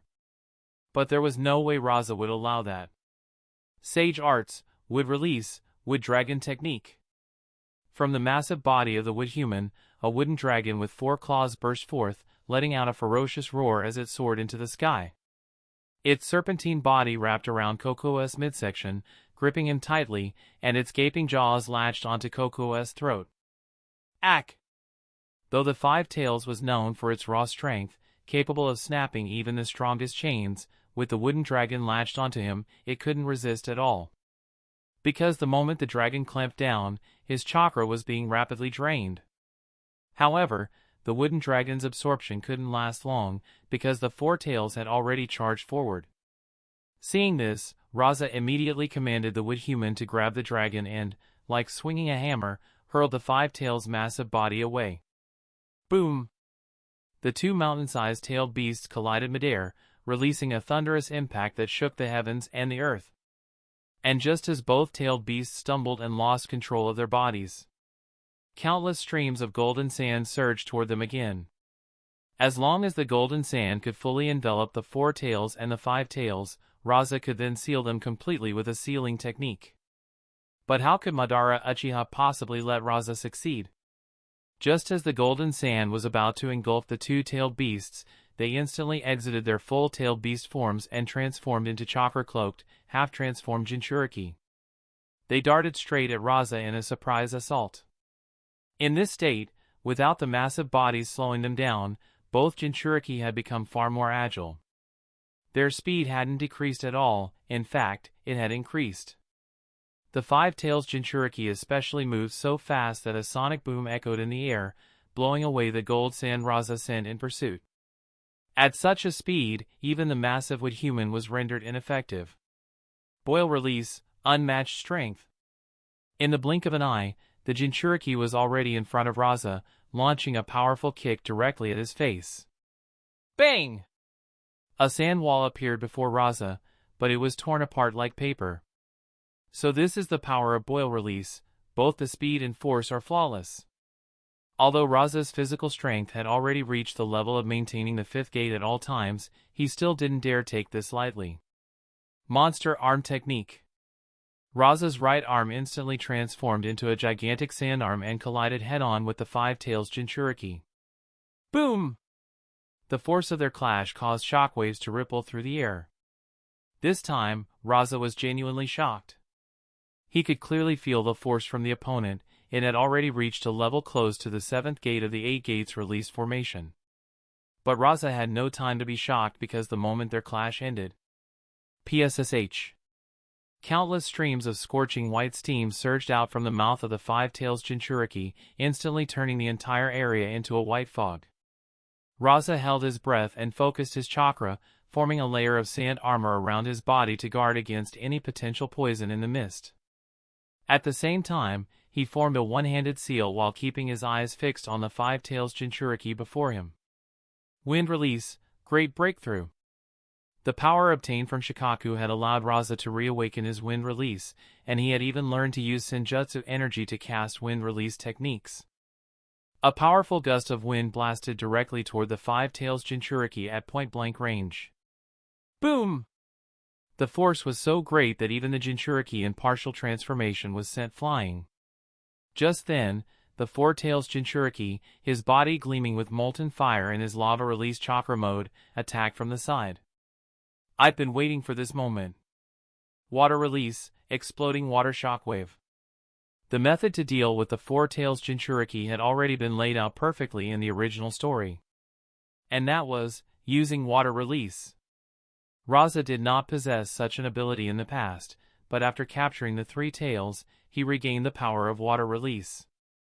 Additionally, his vast senjutsu reserves made his water release even more formidable. Ha! In an instant, a massive tidal wave erupted beneath Rasa's feet, sweeping out in all directions. The four tails Jinchuriki, his body searing hot like molten rock, was quickly engulfed. Within moments, the crater blasted open by tailed beast bombs transformed into a lake. Amazing! Kazekage-sama's chakra is terrifying. He created a massive lake in a dry place like our Sunagakure. SSSSHHH. As steam hissed from the collision of intense fire and water, the four tails Jinchuriki flew out from the lake, landing on the calm surface, his lava release chakra mode deactivated. He returned to his half-transformed state. The five tails Jinchuriki, blown away earlier by wind release, also returned to his side in partial tailed beast form. The two of them, cloaked in crimson-tailed beast chakra, let out feral howls, gazing down at the still surface of the lake. They didn't even need to think. Rasa was definitely hiding somewhere beneath the water. However, at that moment, Madara Uchiha faced a problem. As a combatant of his caliber, Madara's sensory and reaction capabilities were, of course, top tier. Even if he couldn't sense Rasa's senjutsu energy, his combat instincts alone were more than enough to respond effectively. But the issue was that he was using yin-yang release to control the two-tailed beasts, and his real body was still far from Sunagakure. This meant Madara couldn't wield the full power of the tailed beasts or react with perfect timing, as he could with his own body. Still, it wasn't a major problem. If Rasa didn't come out, then Madara would force him to. Both Jinchuriki, in partial transformation, simultaneously began forming tailed beast bombs. Massive chakra spheres began condensing at their mouths. But just then, without any warning, two giant watery hands reached out from beneath their feet, pulling both Jinchuriki under the surface. Their tailed beast bombs were cancelled on the spot, and both of their bodies were dragged down into the lake. In that moment underwater, both of them saw Rasa calmly floating beneath the surface. At the same time, Madara Uchiha also sensed something unusual. These waters, they can absorb chakra too? Even with the protection of the tailed beast chakra cloaks in their half-transformed states, the water's chakra absorption wasn't enough to completely drain them right away, but staying in this water for too long would definitely be bad. Madara instinctively tried to help the two Jinchuriki escape from the lake. But at that moment, he realized something was wrong. Something's wrong. With the speed of a half-transformed Jinchuriki, it should only take a moment to breach the surface. So why did it feel like the distance to the surface wasn't closing at all? It was as if they hadn't moved from their original position. Very soon, Madara figured out the cause. So that's it, he's even manipulating the lake itself to move with them? Impressive, but let's see just how fast you really are. Boom! The five tails Jinchuriki exploded with white steam, triggering a massive speed boost and launching himself upward.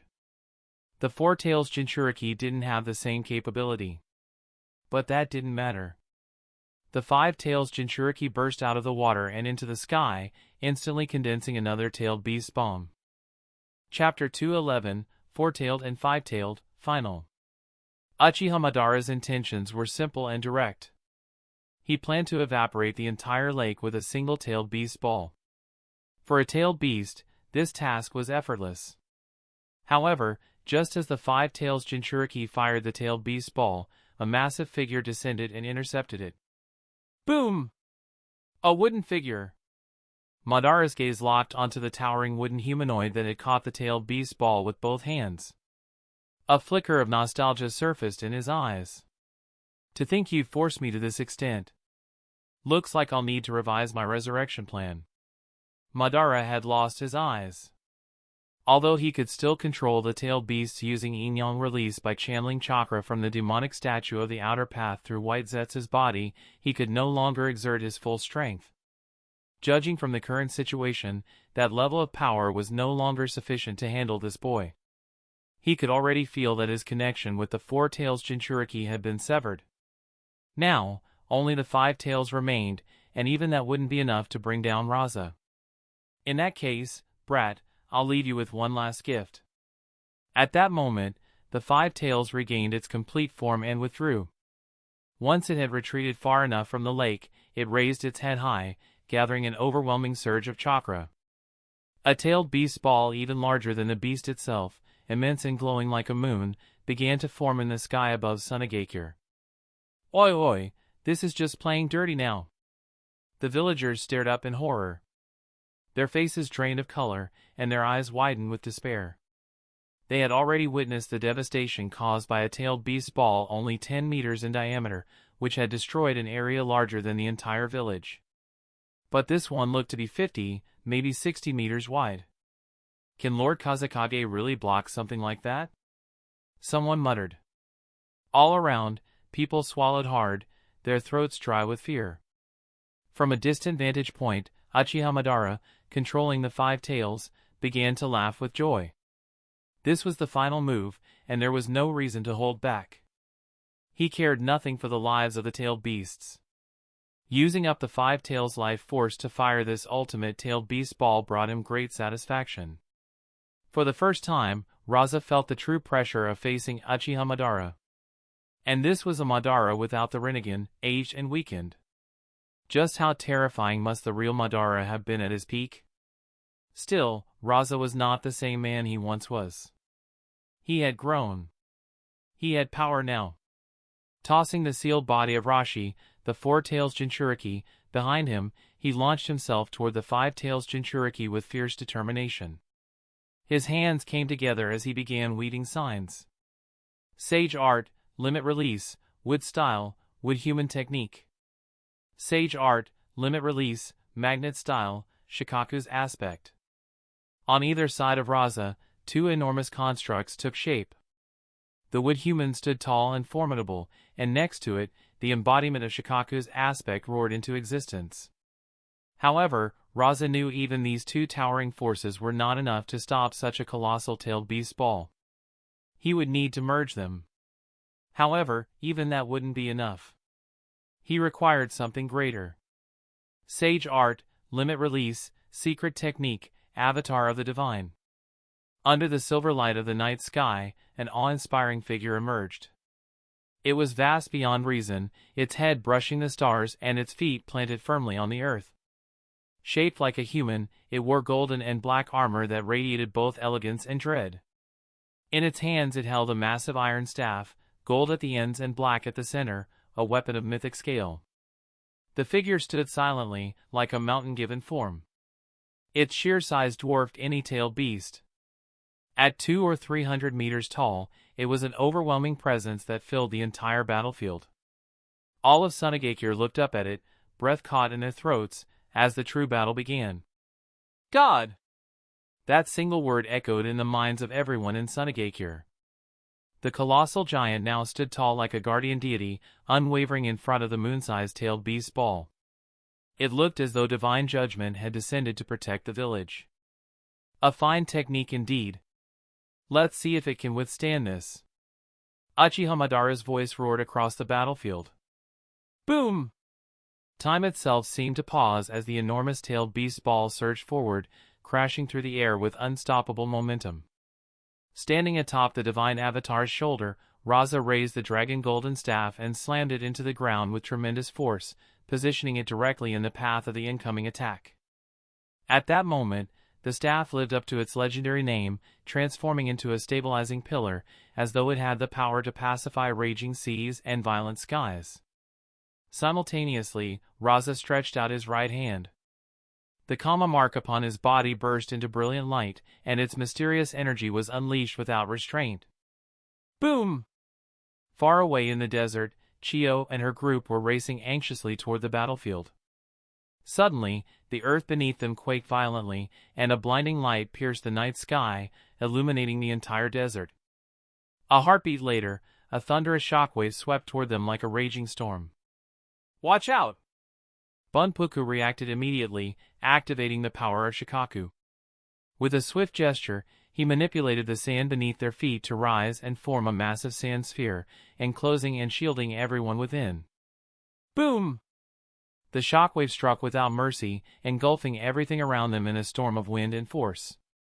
At the border between the land of rivers and the land of wind, Sunagakure and Kumogakure shinobi were locked in a tense standoff.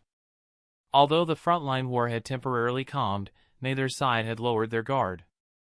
Patrols continued even into the dead of night. Just as everyone assumed the night would pass quietly, a sudden explosion ripped through the air. Light erupted on the horizon, shaking the sky and grabbing everyone's attention. Both sides scrambled out of their tents, startled and on high alert. Is it an enemy attack?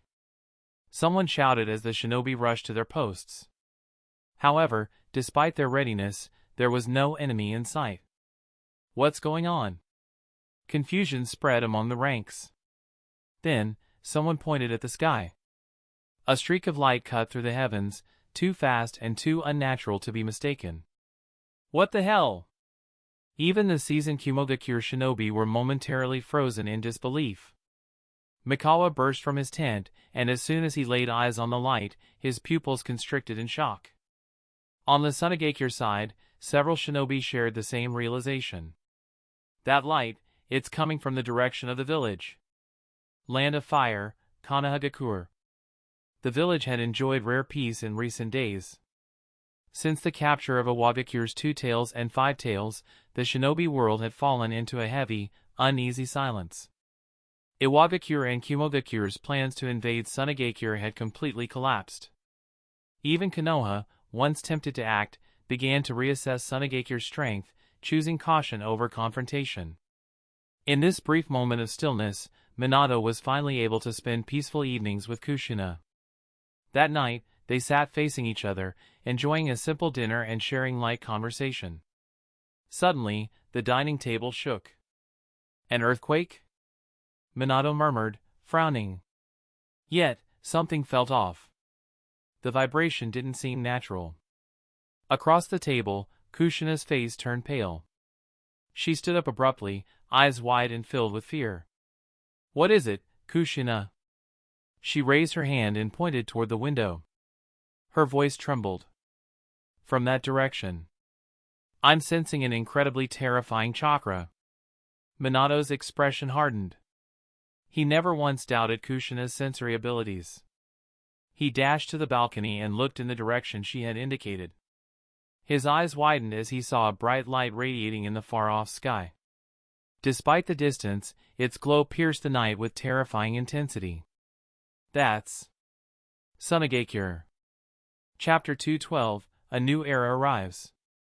That night, the entire shinobi world saw the light that lit up the sky and felt the rumbling that shook the earth. But what exactly had happened, aside from Sunagakure, no one knew. It wasn't until 3 days later that word of the battle that took place that night in Sunagakure finally reached the ears of the heads of the other major hidden villages. Land of Fire, Sunagakure. Inside the Hokage's office. The atmosphere was extremely heavy at that moment. Hiruzen Sarutobi, the third Hokage, sat solemnly in his seat, puffing on his pipe, clouds of smoke curling in the air. Beside him stood his advisors, Koharu Udatane, Hamura Mitokado, and Shimura Danzo, all with grave expressions. Also present were the leading figures of the younger generation, Namikaze Minato and his teacher Jiraiya, along with Orochimaru and the clan heads of Konoha's major families, including the Uchiha, Hyuga, Akimichi, Nara, Yamanaka, Aburame, Inazuka, and others.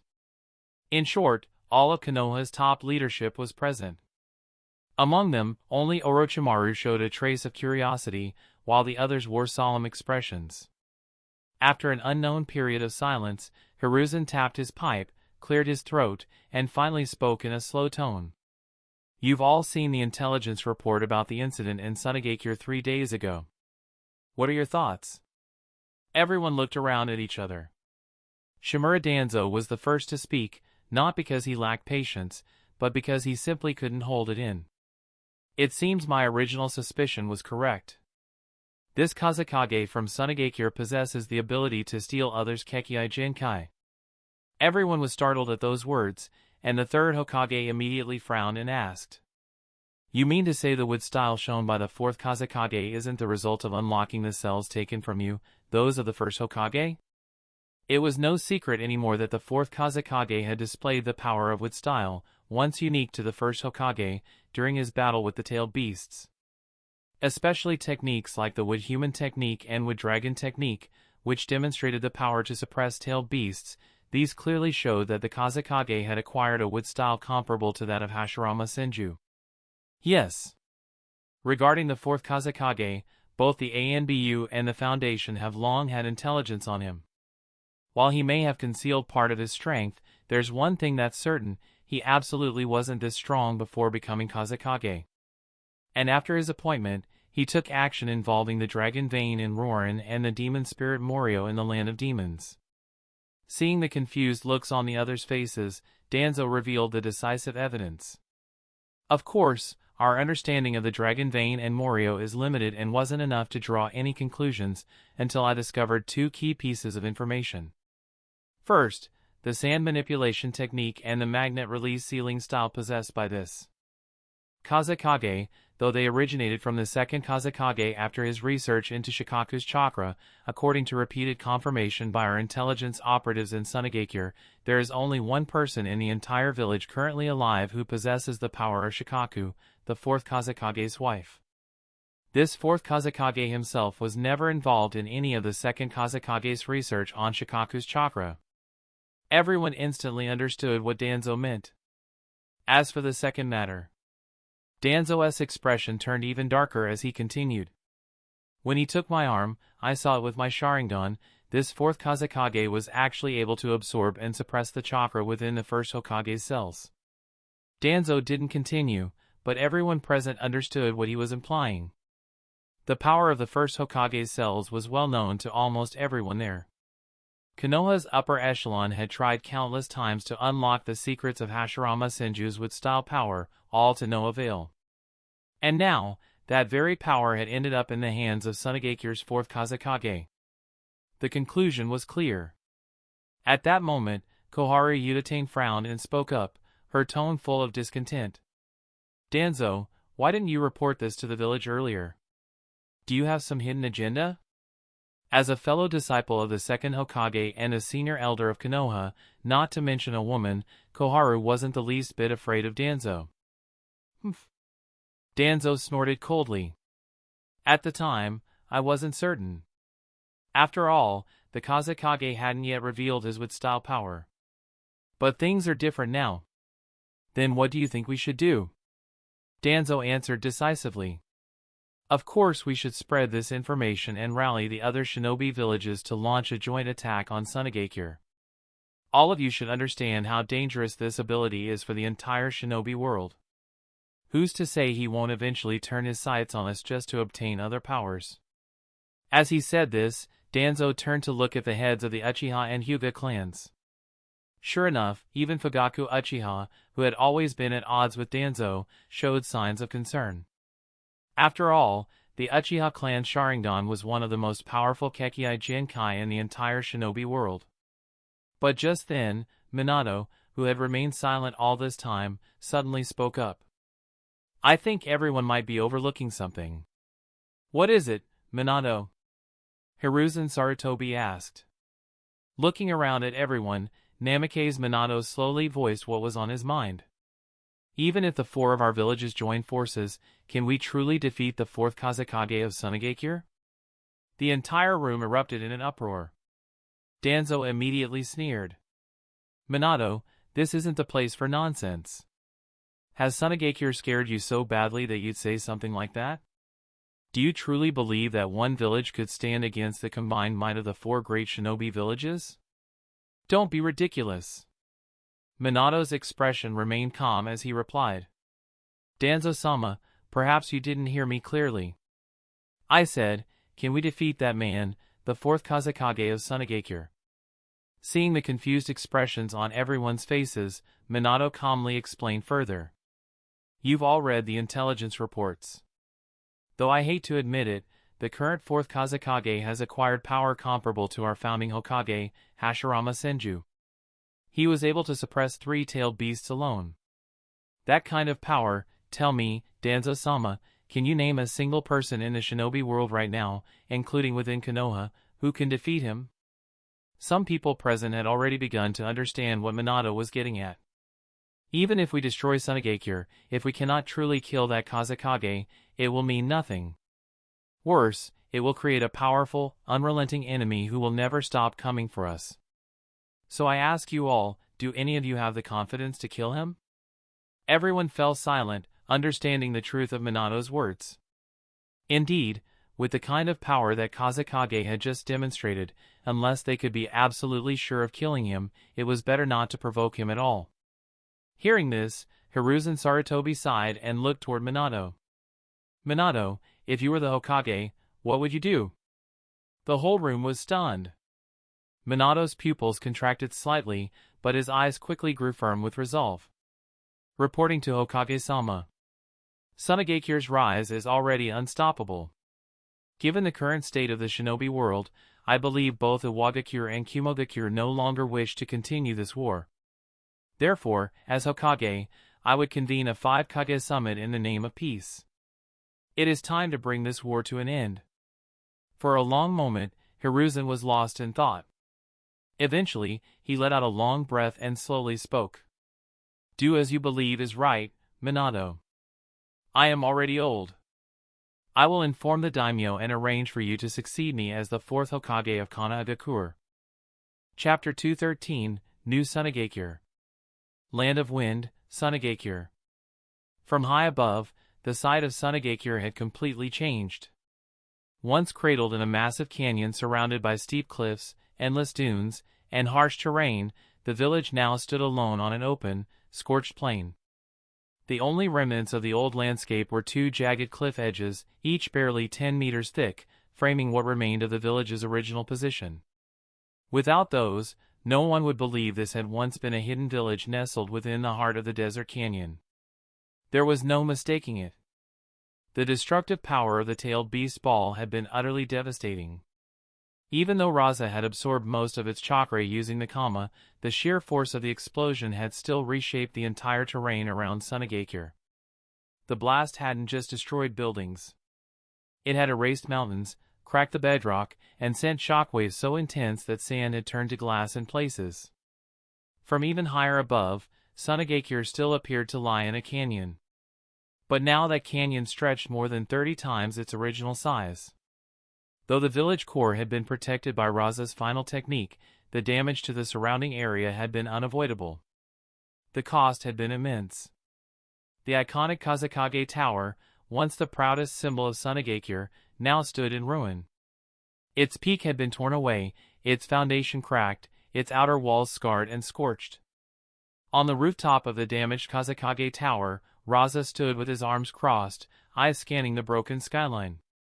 Around him were Chiyo, Ebizo, Pakura, Michikawa, Baki, Saramu, and other core members of Sunagakure's leadership.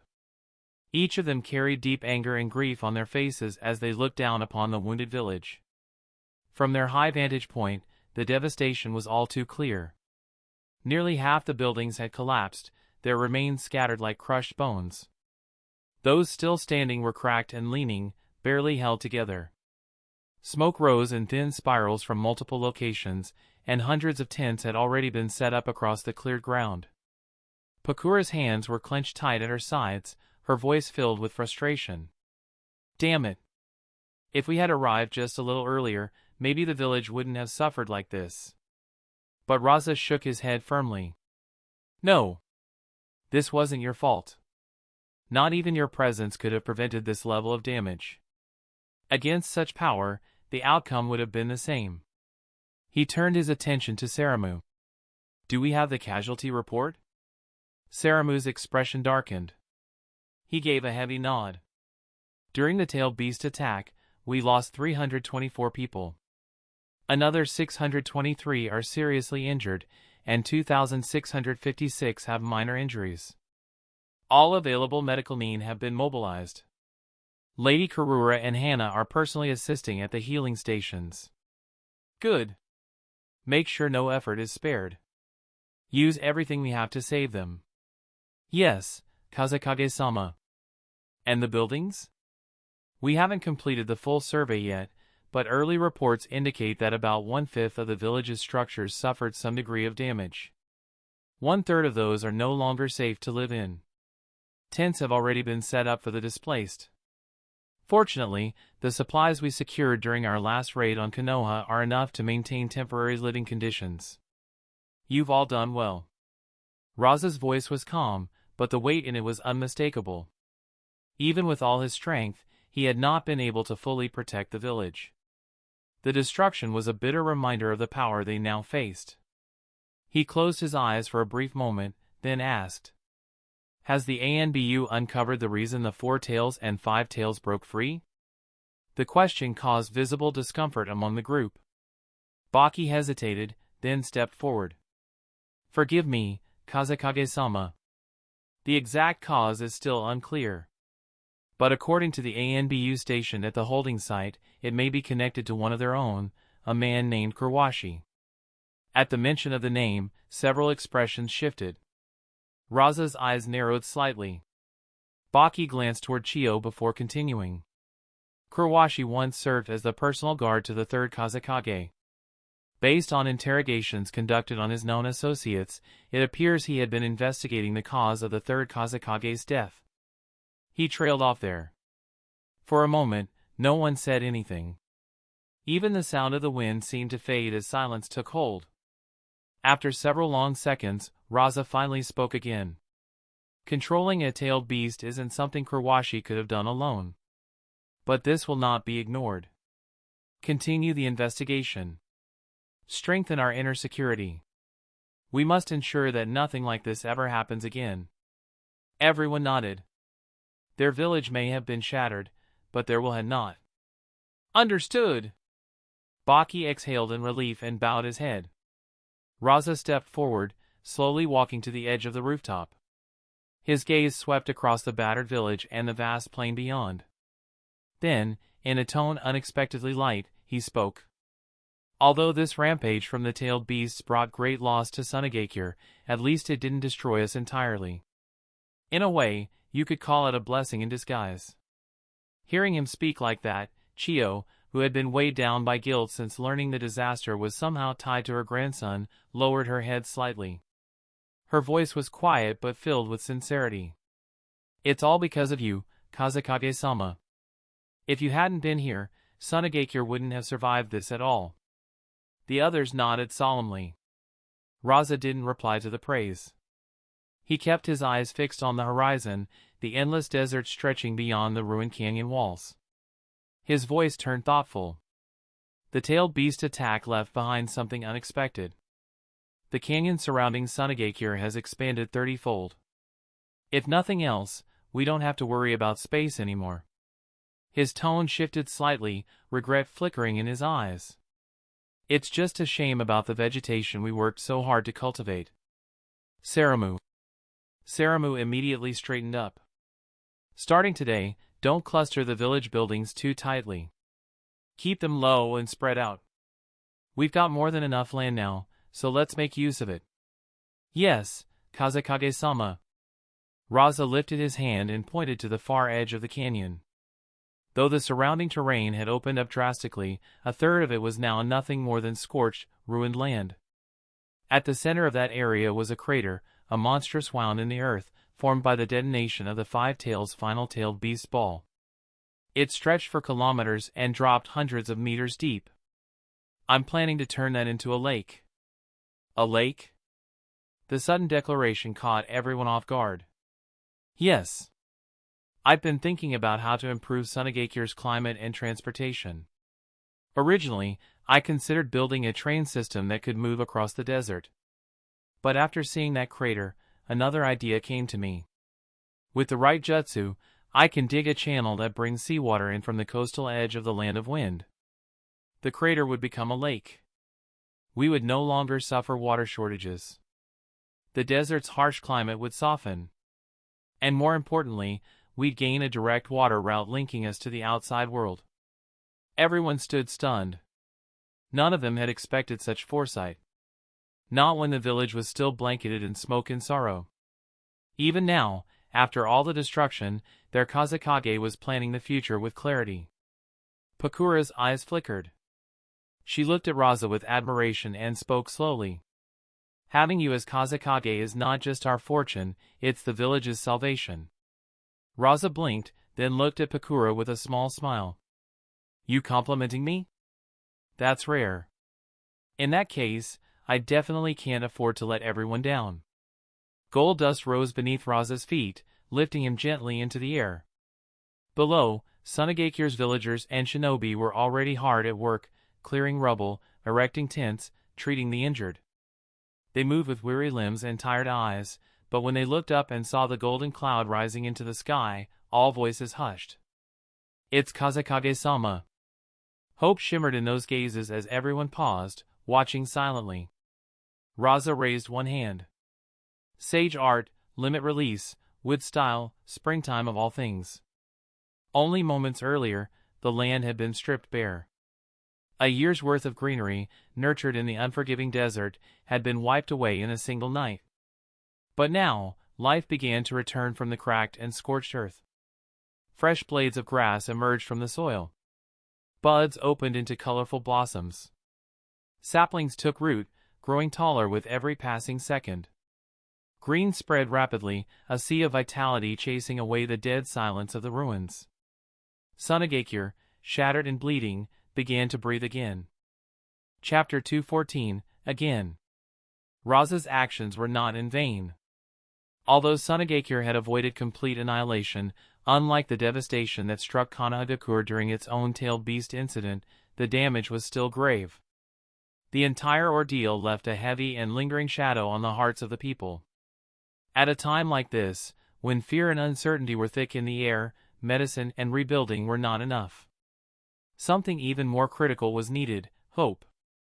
As expected, when the villagers saw grass and flowers blossoming once again across the ravaged landscape, the crushing pressure that had taken root in their hearts finally began to lift. Children who had been too terrified to speak began to smile again. Their fear faded as they watched the miracle unfold before their eyes. After overseeing the renewal of the village, Rasa left quietly with Baki, making his way toward another part of Sunagakure. They arrived at the ANBU prison. This was the facility now holding the two surviving Jinchuriki, whose unexpected rampage had nearly destroyed the village. Having learned from their previous mistakes and determined not to give Madara Uchiha a second chance to exploit their weakness, Rasa had personally assigned 2 elite guards to the prison.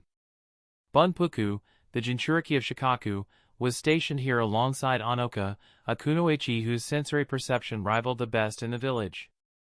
Hana, whose sensory abilities surpassed even Anoka's due to her special constitution, was currently dedicated to healing the severely wounded and was temporarily unavailable for guard duty. When Rasa entered the dimly lit interior of the prison, the 2 captives sat before him. They were restrained with heavy chakra-suppressing chains and layered sealing techniques. The weight of the bindings alone would have crushed an ordinary shinobi. In front of the prisoners sat Bunpuku, calm and watchful, his eyes closed in silent concentration. Anoka stood nearby, observing everything from a small monitoring chamber with her chakras spread out like a web, ready to detect even the slightest fluctuation. "Kazekage-sama, you have arrived," Bunpuku said, his voice quiet but composed. Rasa nodded and spoke evenly. "You have done well, Bunpuku-dano. You too, Anoka. I am here to personally interrogate them. We need to find out the truth behind the tailed beast rampage that occurred in Sunagakure. Please wait outside the chamber." Without hesitation, the 2 obeyed his order and stepped out, leaving only Rasa and the 2 Jinchuriki within the sealed room. On the surface, the incident looked like a joint assault by Iwagakure and Kirigakure. However, Rasa had already concluded that a far greater force had been manipulating events behind the scenes. Ever since he mentioned this possibility, Sunagakure's upper ranks had sensed that something did not add up. The enemy had caught them off guard and caused serious damage, but even so, neither Iwagakure nor Kirigakure had gained much from the assault. In fact, Kirigakure's involvement could still be explained, but Iwagakure's actions were suspicious. Given Inoki's cautious and pragmatic nature, it made no sense for him to sacrifice 2 tailed beasts just to inflict some damage on Sunagakure. That kind of self-destructive strategy had never been Inoki's style. More importantly, there was Rasa's own observation. In the current shinobi world, there should not be anyone who could control 3 tailed beasts simultaneously through sheer will. Even if the evidence pointed toward Iwagakure and Kirigakure, Sunagakure would not allow the incident to pass without retribution. Neither the village nor Rasa himself could ignore it. However, for now, the priority was to rebuild and recover. Only once Sunagakure had healed and stood tall again would the time come to answer this attack. Once Bunpuku, Baki, and Anoka had taken their positions outside the chamber, Rasa turned back to the 2 restrained Jinchuriki. His expression darkened as he formed a seal with his hands. Summoning Jutsu.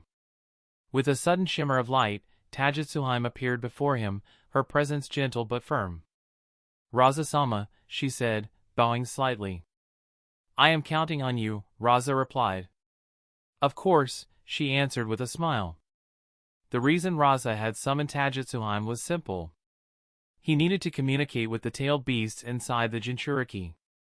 Without the use of the Sharingan or any spiritual Jinjutsu techniques, he had no means to enter the beast's mental space directly. However, Tajutsuhime did. As one of the high-ranking serpents of Ryochi Cave, Tajutsuheim possessed the ability to communicate through a mental wavelength that resembled telepathic transmission. That power allowed her to guide others into the mental realm of tailed beasts, bypassing traditional genjutsu or visual dojutsu. Under her guidance, the world before Rasa's eyes shifted dramatically. The dim prison cell dissolved from view, replaced by a vast and endless spiritual plane. In this place of consciousness, two colossal creatures appeared before him, Son Goku, the Four Tails, and Saiken, the Six Tails. Both were chained down with heavy spiritual bindings, interlaced with layers of sealing jutsu that pulsed faintly in the air like molten script. Though restrained, they were far from unaware. Despite being sealed inside human Jinchuriki, both tailed beasts had sensed what was happening in the outside world. Still, their ancient resentment toward humans had not faded. Their eyes burned with fury as they stared down at Rasa, radiating the same primal intensity they once showed in battle. You damn human, caused that pain. It really hurt. Saiken screeched with a high-pitched tone, thrashing about like an angry child. Rasa regarded the Six Tails calmly, without flinching. His voice remained steady. But did I not save you? If I hadn't stopped you, you would have ended up just like the Five Tails. Though I'm well aware that tailed beasts never truly die. Bastard! Saiken screamed again. Son Goku, in contrast, maintained the composed tone of a gruff old warrior. His deep voice echoed like thunder. What do you want from us, human? Rasa met their eyes without fear or hesitation. I came here to ask you one thing. I want to know who it was that controlled you and made you attack Sunagakure. You think I'd tell a human anything? Saiken spat venomously, still flailing in his chains. But Son Goku did not shout. He stared at Rasa intently, measuring his intentions. After a long silence, he finally spoke. And? Oh? You sensed there was more? Rasa responded with a slight smile, genuinely impressed. Don't underestimate us tailed beasts. Son Goku said, his tone grim. After being sealed for so long in this man's body, I've come to understand how humans think. If you were only here to ask that question, you wouldn't have spared our Jinchuriki. You want something else. Rasa gave him a quiet nod of acknowledgement, his respect for the Four Tails deepening. You are right. Besides uncovering the mastermind, I need one more thing. I need you to give me at least half of your chakra, voluntarily. The two tailed beasts froze. Son Goku's eyes narrowed in surprise, while Saiken instantly erupted into another tantrum. Are you insane? That will never happen. You humans never change. Son Goku ignored the Six Tails this time and instead focused solely on Rasa, contemplating his request. After a pause, he spoke again. And what if I refuse? If you refuse? Rasa repeated with a light chuckle, his expression relaxed. Well, I suppose there's nothing I can do. That smile of his was calm, but behind it lay an aura so dangerous that even Son Goku's breath caught for a moment. He understood the meaning well enough. Rasa might not have been bluffing. After several moments of silence, the Four Tails finally made his decision. I'll answer you. But I have one condition. The words triggered an immediate shriek from Saiken. Are you serious? You're going to compromise with a human? Son Goku turned to him sharply. Shut up, Saiken. You felt it too. That presence that hijacked our minds, its power, its familiarity. That control wasn't natural. And if we deny this human, what do you think he'll do? You saw what he did to the Five Tails. He could take our chakra by force. That blunt statement made the Six Tails visibly recoil. The rebellious tone melted away. Saiken curled in on himself, embarrassed and quiet. Rasa, watching this silent exchange, understood the shift immediately. Tell me your condition. It's simple. You said it yourself. We tailed beasts never truly die. Still, between death and survival, I will always choose survival. I want you to guarantee the life of this Jinchuriki. Keep Rashi alive. Rasa looked directly into the eyes of Sungoku, seeing the firm resolve in them. He nodded slowly with understanding. It all made sense now. No wonder the Four Tails had been able to achieve full transformation. His bond with Rashi must have reached an uncommon level of mutual respect. At that moment, Saikin finally spoke again, his tone quiet but defiant. Fine. I'll give you what you want too. But I don't care about humans. I don't care about your village or your war. I want one thing only. When all this is over, I want my freedom. Rasa turned his gaze to the Six Tails, then gave him the same nod of recognition.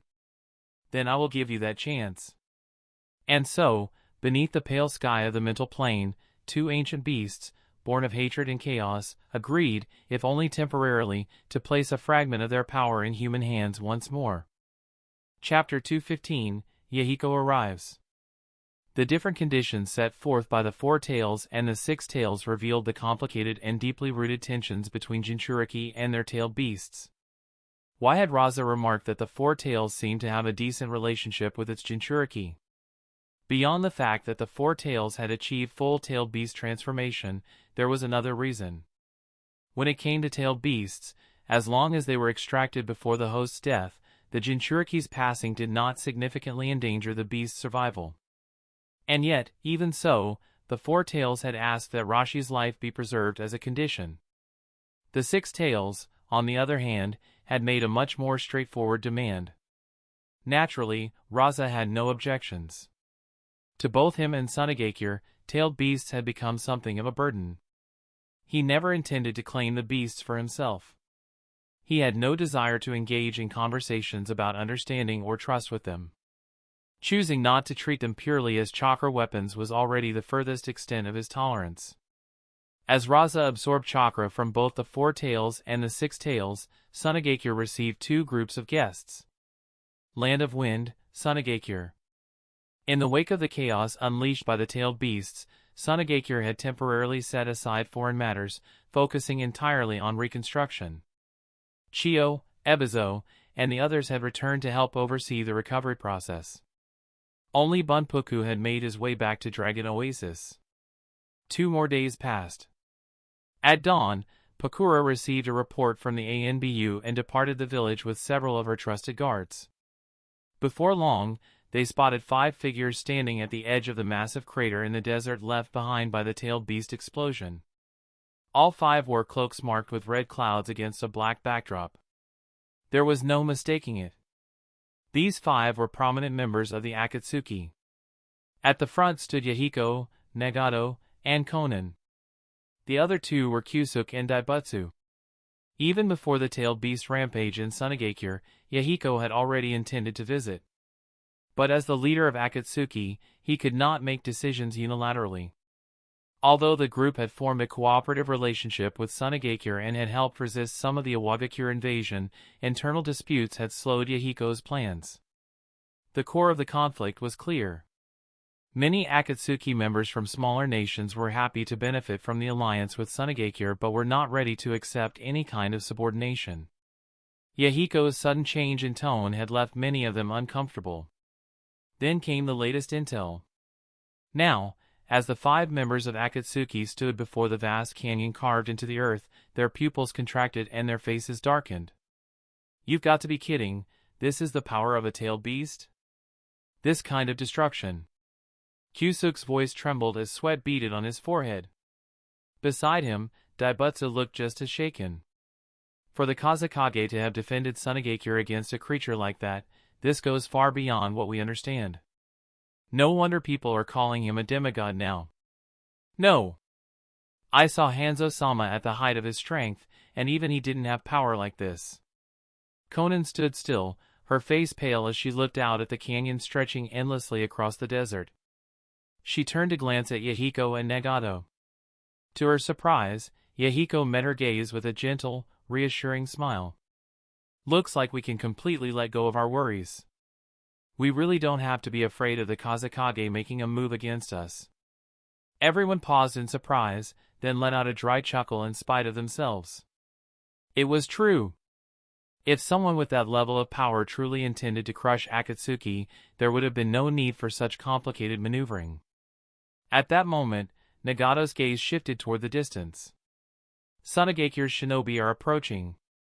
The two groups met not long after. When Pakura saw the three somewhat familiar faces from Akatsuki standing before her, her expression turned slightly complicated. Yahiko stepped forward to speak. Apologies, Pakura-sama. We hope our visit during such a turbulent time doesn't inconvenience Sunagakure in any way. Pakura, never one for politeness, responded with blunt honesty. It is an inconvenience. Of course it is. Yahiko's smile stiffened a little. Normally, visitors wouldn't be welcome during a sensitive time like this. But strangely enough, when the Kazekage received your request, he seemed quite pleased.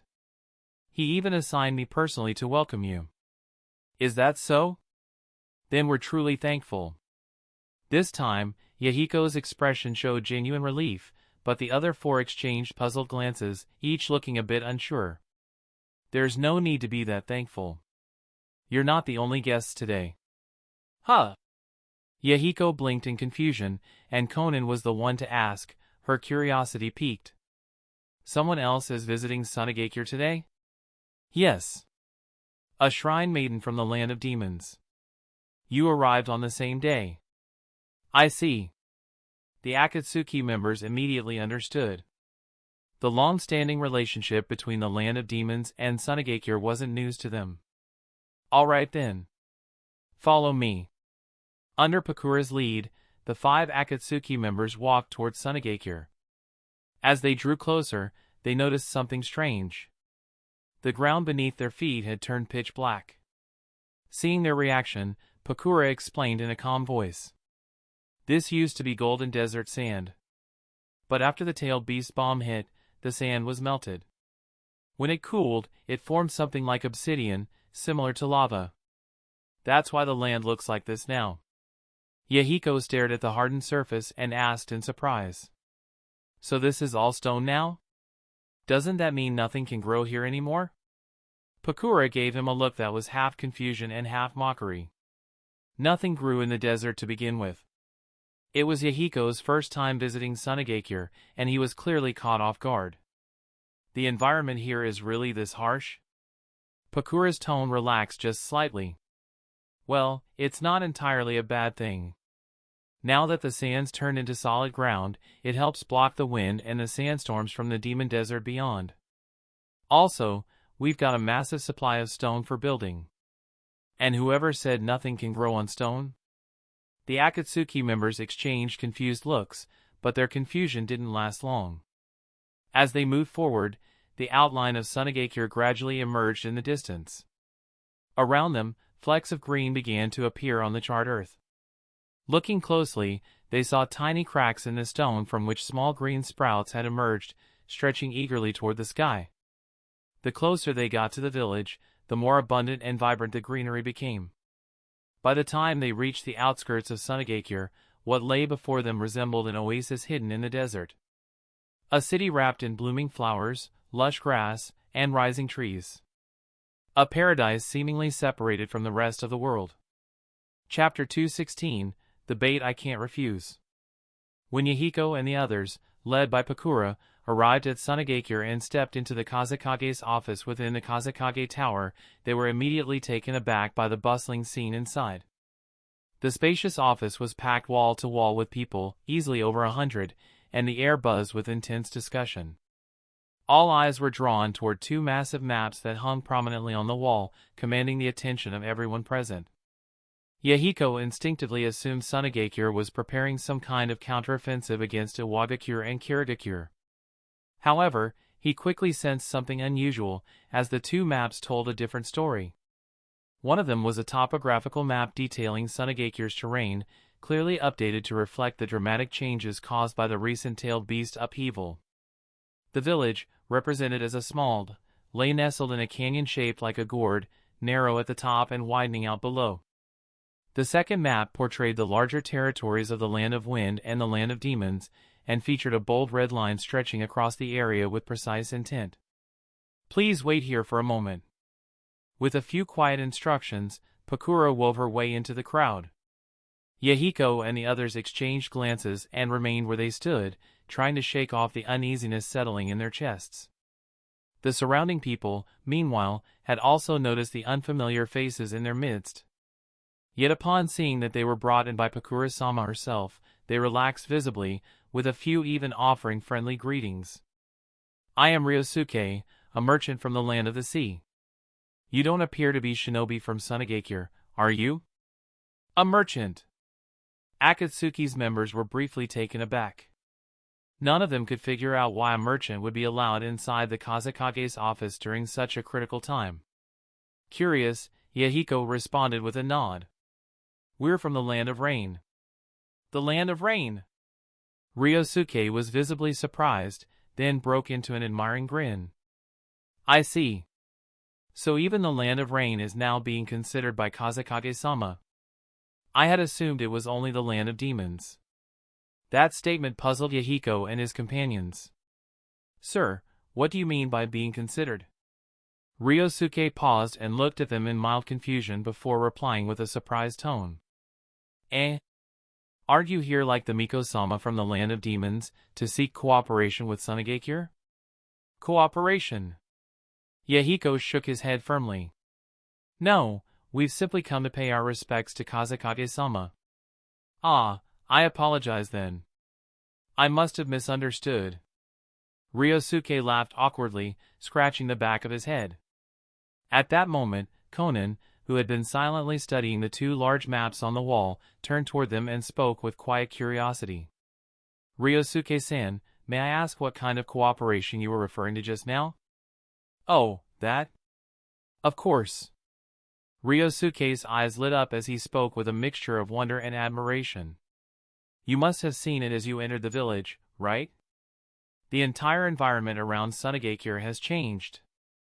They say it was all caused by some kind of beast. What do they call it? Yes, a tailed beast. It ravaged the land and left tremendous destruction in its wake." Yahiko and the others nodded solemnly, recalling the devastated terrain. But even so, Kazekage-sama is truly exceptional. He saw a chance for transformation in the midst of all that damage. "Transform the village?" "Yes, absolutely." Ryosuke turned and gestured toward the map of Sunagakure. "First off, the terrain around Sunagakure has become far more suitable for habitation. Naturally, land alone isn't much of an advantage if people can't live on it, but you must have noticed something else too when you arrived. Kazekage-sama actually used shinobi techniques to reshape the barren, blackened wasteland into a lush, fertile expanse brimming with greenery. That single action resolved the long-standing land shortage that had always hindered Sunagakure's development." As he spoke, Ryosuke gestured toward the dense crowd gathered ahead. "See all those people? They're all high-ranking figures of Sunagakure. Right now, they're arguing over plots of land." Yahiko frowned slightly, puzzled. "Fighting over land? Why? Has Sunagakure always had a shortage of land?" Ryosuke responded with a cryptic smile. "Well, land here had always been scarce, yes, but not to the point of being uninhabitable. The difference now is, no one knows just how valuable this land could become." "What do you mean by that?" Had it been anyone else asking, Ryosuke might have brushed the question aside. But seeing as these individuals were from the land of rain and had come under the escort of Pakura, the Scorch Release wielder and a notable figure in Sunagakure, he reconsidered. With a small nod, he reached into his pocket and pulled out a business card, then handed it to Yahiko. "This is my card. If the land of rain ends up forming an alliance with Sunagakure, I hope you'll keep me in mind." Curious, Yahiko took the card and opened it. The words printed clearly read, Ryosuke Construction Company. Seeing that Yahiko had read it, Ryosuke leaned in slightly, wearing a smile that practically dripped with flattery. "When I said the land would become extremely valuable, I meant it. It's tied to another bold initiative from Kazekage-sama. You must have seen it when you arrived, the enormous, pitch-black pit near the village?" Yahiko and the others nodded immediately. Of course, they had noticed it. That gaping void had startled them the moment they laid eyes on it. Only then did Ryosuke continue with more energy. That, too, was formed by the tailed beast's rampage. But unlike the surrounding areas that were transformed into fertile land, that pit is entirely uninhabitable. Leaving it alone would be too dangerous. But Kazekage-sama has a visionary solution. He wants to transform it into an enormous lake. A lake! The boldness of that idea stunned them all over again. Yes, exactly. That's the core of Kazekage-sama's grand plan. Ryosuke then turned and pointed to the second map, the one outlining the geography of the Land of Wind and the Land of Demons. From that artificial lake, Kazekage-sama intends to construct a massive river. It will connect the Land of Demons, pass through Sunagakure, and eventually reach the sea. And once that river is complete. At this point, Ryosuke's eyes gleamed with fervor. Then the harsh, arid geography of the Land of Wind will no longer matter. Trade routes will open up. Goods from every corner of the world can be transported directly into Sunagakure. Can you imagine how much wealth that will bring? Sunagakure, which will control the entire waterway, will become the richest village in the entire shinobi world. Even Sunagakure won't be able to compete. And with the kind of power Kazekage-sama has already demonstrated, the village will be strong enough to stay safe, even through the coming wars. People will flock here from everywhere, and land will become even more precious. Eventually, it might be as valuable as gold. He was so immersed in his excitement that he didn't even notice the look of frozen astonishment on Yahiko and the others' faces. This Kazekage-sama may be a shinobi, but he's also an extraordinary businessman. He granted development rights for the surrounding lands to the village's senior officials. Of course, shinobi aren't the ones handling construction. That responsibility falls on U.S. merchants. And the profit margins? They're massive. Sunagakure already has a strong financial base, but once the waterway is up and running and trade starts flowing in, it'll be like earning money in your sleep. That's why, the moment word spread, everyone scrambled to get involved. I see. Even after Ryosuke's explanation ended, the members of Akatsuki were still visibly shaken. The shock and awe hadn't yet faded from their expressions. Looks like we arrived at just the right time. This Kazekage really is something else. But what Ryosuke said next made every single one of them feel a chill creep down their spine. Who could possibly disagree? All those shinobi villages endlessly waging war, what's the point? After so many years, nothing has truly changed. People continue to die, and the world outside remains chaotic. No one has managed to destroy anyone else. But Kazekage-sama, he truly understands what war is supposed to achieve. Chapter 217, The Fourth Kazekage. What were you talking about? Pakura emerged from the crowd and immediately noticed Yahiko and the others standing still, seemingly deep in thought. Yahiko blinked, shaking off his distraction, then turned to Ryosuke and offered a quiet word of thanks. Ryosuke smiled and waved it off, clearly flattered, while Pakura tilted her head, confused by the exchange. Still, she didn't dwell on it. Whatever it wasn't worth her attention at the moment. Come with me. Kazekage-sama is waiting for you. They followed her without delay, weaving through the dense crowd until they reached a quiet side room. When the five of them stepped inside, they found themselves in a reception room of modest size. There, seated casually on a sofa, was the man they had come to meet, Rasa, the fourth Kazekage.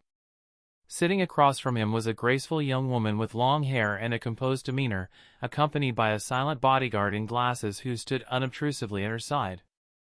Yahiko felt a dozen questions bubbling inside him, but before he could open his mouth, Rasa beat him to it, his tone tinged with bemusement. Did you come wearing those outfits? The abrupt question threw all five of them off. Is there something wrong with them? Rasa raised an eyebrow and glanced at their matching black cloaks adorned with crimson clouds, iconic, unmistakable, and glaringly conspicuous. Don't you think those outfits are a little too eye-catching? Everyone hesitated. Yahiko looked down at himself, and only then did it hit him. In the gray skies and rain-soaked lands of the Land of Rain, these dark cloaks served as perfect camouflage. But here, under the cloudless sun and golden sands of the Land of Wind, they stood out more than a flare in the night. Rasa wasn't trying to criticize them for no reason. Ever since the tailed beast incident 6 days ago, countless spies have had their eyes on Sunagakure. Walking and dressed like that, you were definitely noticed. Yahiko and the others exchanged uneasy glances but didn't reply. The Kazekage gave a quiet sigh and waved off the matter. Never mind. What's done is done. Sit down. I was honestly glad when I heard you be visiting Sunagakure. The 5 of them took their seats, still feeling slightly uncomfortable under his scrutiny. Rasa then turned toward the young woman beside him, gesturing with one hand. Let me introduce you. This is the former Miko of the Land of Demons, now its queen, Miss Moroku. Following the agreement between the Land of Demons and the Land of Wind, and with Rasa sending a League Jonin to guarantee her safety, Moroku had stepped down from her sacred position as Miko and assumed the throne, becoming the undisputed ruler of her land. Moroku, these 5 are shinobi from the Land of Rain. The orange one is Yahiko. The girl with the blue hair, who actually resembles you a little, is Konan. The redhead is Nagato. As for the other 2, I'm not entirely sure who they are. The 2 unfamiliar members promptly stepped forward and introduced themselves. I'm Kyusuk. I'm Daibutsu. Moroku studied them curiously, her lips curling into a gentle smile. She nodded with practiced grace and greeted them in turn. Nice to meet you, Yahiko-san. Konan-san. Nagato-san. Being greeted so sweetly by such a beautiful girl, Yahiko felt a flicker of nervousness rise within him as he responded with a polite nod. There was something disarming about Moroku's calm and graceful manner that momentarily made him forget the weight of why they were here. Once everyone had finished their introductions, Rasa turned his attention to Pakura, who sat to the side, her posture relaxed but her mood clearly less so. What's the situation outside? At his question, Pakura's face twisted into a scowl. You know, all of this chaos is your fault. And now you're just hiding away in here while I'm left to deal with those clan elders. They're driving me insane, and it's eating into my training time. Rasa chuckled and shook his head. There wasn't much choice. I originally wanted to leave it all to Saramu, but this situation is too delicate. Her position in the council is still unstable, and she doesn't have the sway to push back against the elders who back you. That's why it had to be you and Michikawa stepping up. Still, if this plan goes well, Sunagakure will walk into a future full of endless potential. Moroku nodded gently in agreement. That's right, Pakurawani-san. Even I can tell how meaningful this project is. I'm really grateful to Rasa-sama for allowing the Land of Demons to take part in it. Pakura turned to her and replied, her voice full of sincerity. No, Moroku-sama. From the moment you heard about what happened to Sunagakure and came all the way here out of concern, you became a lifelong friend of this village. Mincham. Rasa added with a small nod. Next, Moroku, you just need to work with your ministers to finalize the cities and routes the river will pass through. Once that's decided, leave the rest to me. Yes, I'll speak with them and confirm the details as soon as possible. At that moment, Yahiko, who had remained silent through the conversation, suddenly leaned forward and spoke. Kazekage-sama, I'd like to ask, could the Land of Rain also become part of this plan? His words startled everyone. Even Pakura blinked, surprised by the sudden request. But Rasa didn't look surprised at all. It was as if he'd been expecting the question. He tapped a finger rhythmically on the table and then responded slowly, with all eyes now fixed on him. To be honest, Yahiko, I can already say, I respect all of you. That took Yahiko and the rest of the group by surprise. But beneath the compliment, they could sense there was something more behind his words. I'm not someone who's fond of lofty ideals, Rasa admitted. But I can't dislike someone who's willing to put their life on the line to pursue what they believe in. So I'll be direct with you. He looked them over with a calculating, but not unkind, gaze. The real reason I agreed to meet with you today is because, in my original vision, the Land of Rain already had a place in the plan. Yahiko froze, then his face lit up with joy. But before that feeling could take root, Rasa's next statement cut through it like a gust of cold desert wind. However, the Land of Rain I speak of is not the Land of Rain as it stands now. Confusion spread across Yahiko's face. Kazekage-sama, what do you mean by that? Rasa didn't respond immediately. Instead, he leaned over and picked up a scroll resting on the table. With a casual flick of his wrist, he tossed it toward Yahiko. Yahiko unrolled the scroll, and the others leaned in to look. It didn't take long for everyone to understand exactly what Rasa was implying. The contents laid it out clearly, an outline of political shifts sweeping across the shinobi world, and the strategic possibilities tied to each one. I imagine you figured it out, Rasa said, his tone even but firm. A new era is coming. The third Hokage of Sunagakure has stepped down, and Namake's Minato is poised to become the fourth Hokage.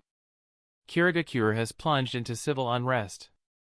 The third Mizukage committed suicide, and Yagura has assumed the mantle of the fourth Mizukage.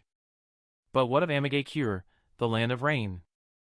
It remains in the grip of that aging salamander Hanzo.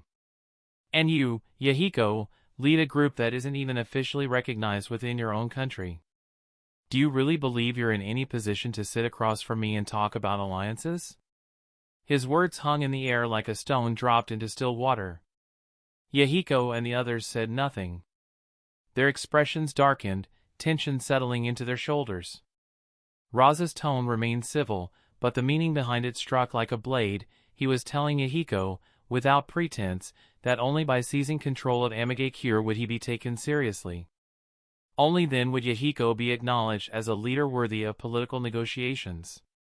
But the weight of those words clashed with everything Yahiko stood for. He hadn't founded Akatsuki to pursue dominance or political recognition. He had created it to bring peace to the shinobi world, to build a bridge between villages, and put an end to senseless bloodshed. Overthrowing Hanzo would ignite a war between Akatsuki and Amigakure, a civil conflict that would drag innocent people into suffering and violence, the very thing Yahiko had sworn to avoid. Rasa understood that Yahiko would not accept the idea easily. His eyes held no impatience. In fact, his composure suggested he had anticipated this reaction.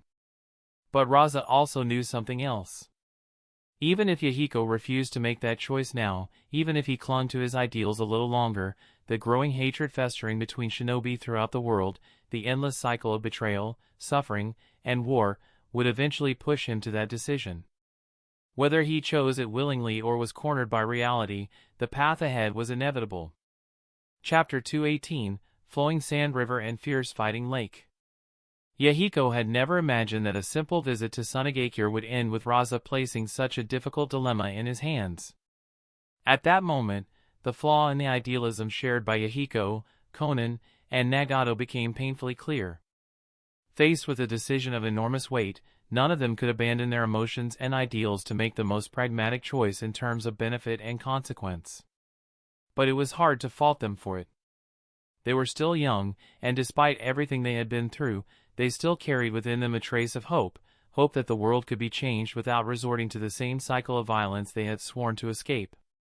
Perhaps it would only be when Hanzo himself turned on them that they would truly awaken to how brutal the world could be. Yahiko didn't remain in Sunagakure for long.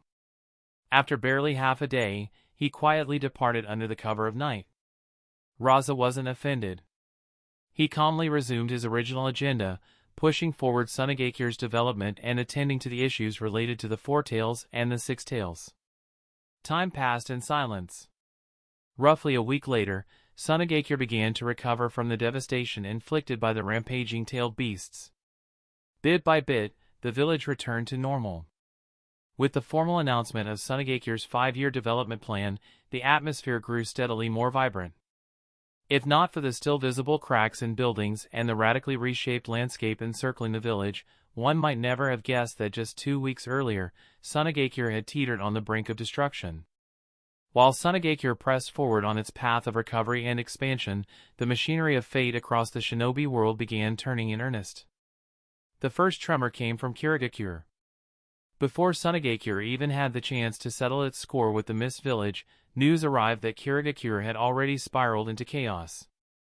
Unlike Sunagakure, which openly embraced external alliances to fuel its development, Kirigakure had long adhered to a policy of rigid isolationism. As a result, information from the village was often tightly suppressed, but even so, Rasa received crucial updates through his ANBU agents embedded in the Land of Water.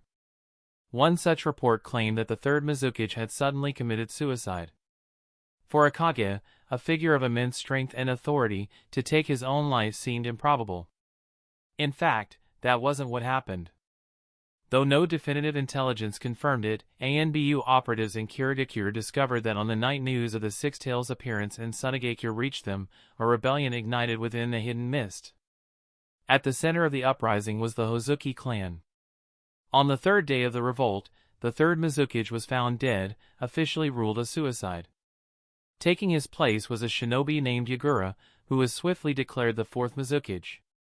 It was clearly a compromise between various powerful factions. For example, Mangetsu Hozuki, a prodigious shinobi from the Hozuki clan, was named the new leader of the 7 ninja swordsmen of the mist.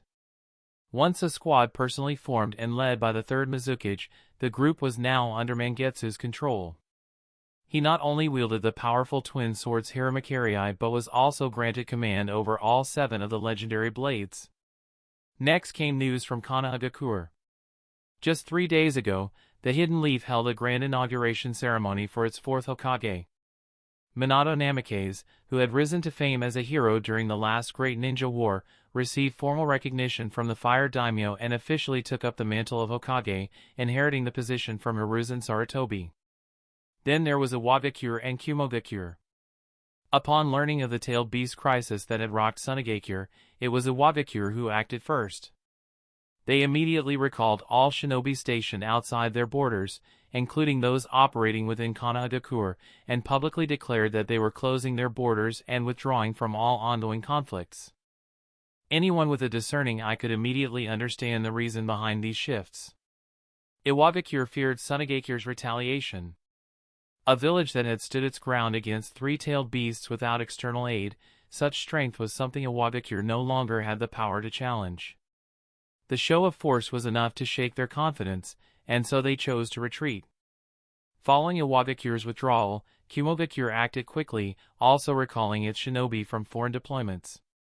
However, unlike Iwagakure, Kumogakure did not shut its borders completely. Instead, they adopted a cautious wait-and-see stance toward global affairs. This was largely because Kumogakure had suffered minimal damage in the recent chaos and still retained enough strength to take part in conflict if the situation demanded it. And just like that, the shinobi world slipped once again into an eerie silence. No one could count how many times this cycle had repeated, brief moments of calm, always preceded by catastrophe and followed inevitably by more war. But this time, there was one thing everyone could agree on. This current peace had been made possible by the Kazekage of Sunagakure. It was his unmatched strength and strategic brilliance that had, for the moment, stabilized the entire shinobi world. A feat so great that only mythical figures like the god of shinobi, Hashirama Senju, or the demon of the shinobi world, Madara Uchiha, had ever achieved anything comparable. And now, with Sunagakure announcing its massive 5-year development plan, particularly the ambitious excavation of a canal linking Sunagakure to the sea and to the land of demons, the attention of the entire shinobi world had shifted toward the desert village. Ordinary civilians might not have grasped the significance of it all. But shrewd merchants were already moving in anticipation, their eyes fixed on a future overflowing with profit. They saw 3 key reasons for Sunagakure's potential. First, with such a powerful Kazekage at the helm, long-term peace and security in the Land of Wind were practically guaranteed. Second, unlike other hidden villages that remained closed off or overly cautious, Sunagakure welcomed outsiders and fostered a highly favorable environment for trade and business. And third, prosperity was no longer a vague dream, it was reality. In just the past year alone, numerous merchants had made fortunes by doing business in Sunagakure. The only thing that had ever limited the village's growth was the harsh desert terrain that acted as a natural barrier. But now, with the canal officially approved as part of the 5-year plan, that final obstacle was about to be swept away. Across the continent, caravans were already being assembled. Warehouses were being stocked to capacity. Everyone was waiting for the canal to open, ready to flood the land of wind with commerce. Meanwhile, within Sunagakure itself, the route of the canal had been finalized after a week of intense planning and engineering surveys. It would be called the River of Flowing Sand, Ryusagawa. Construction began immediately.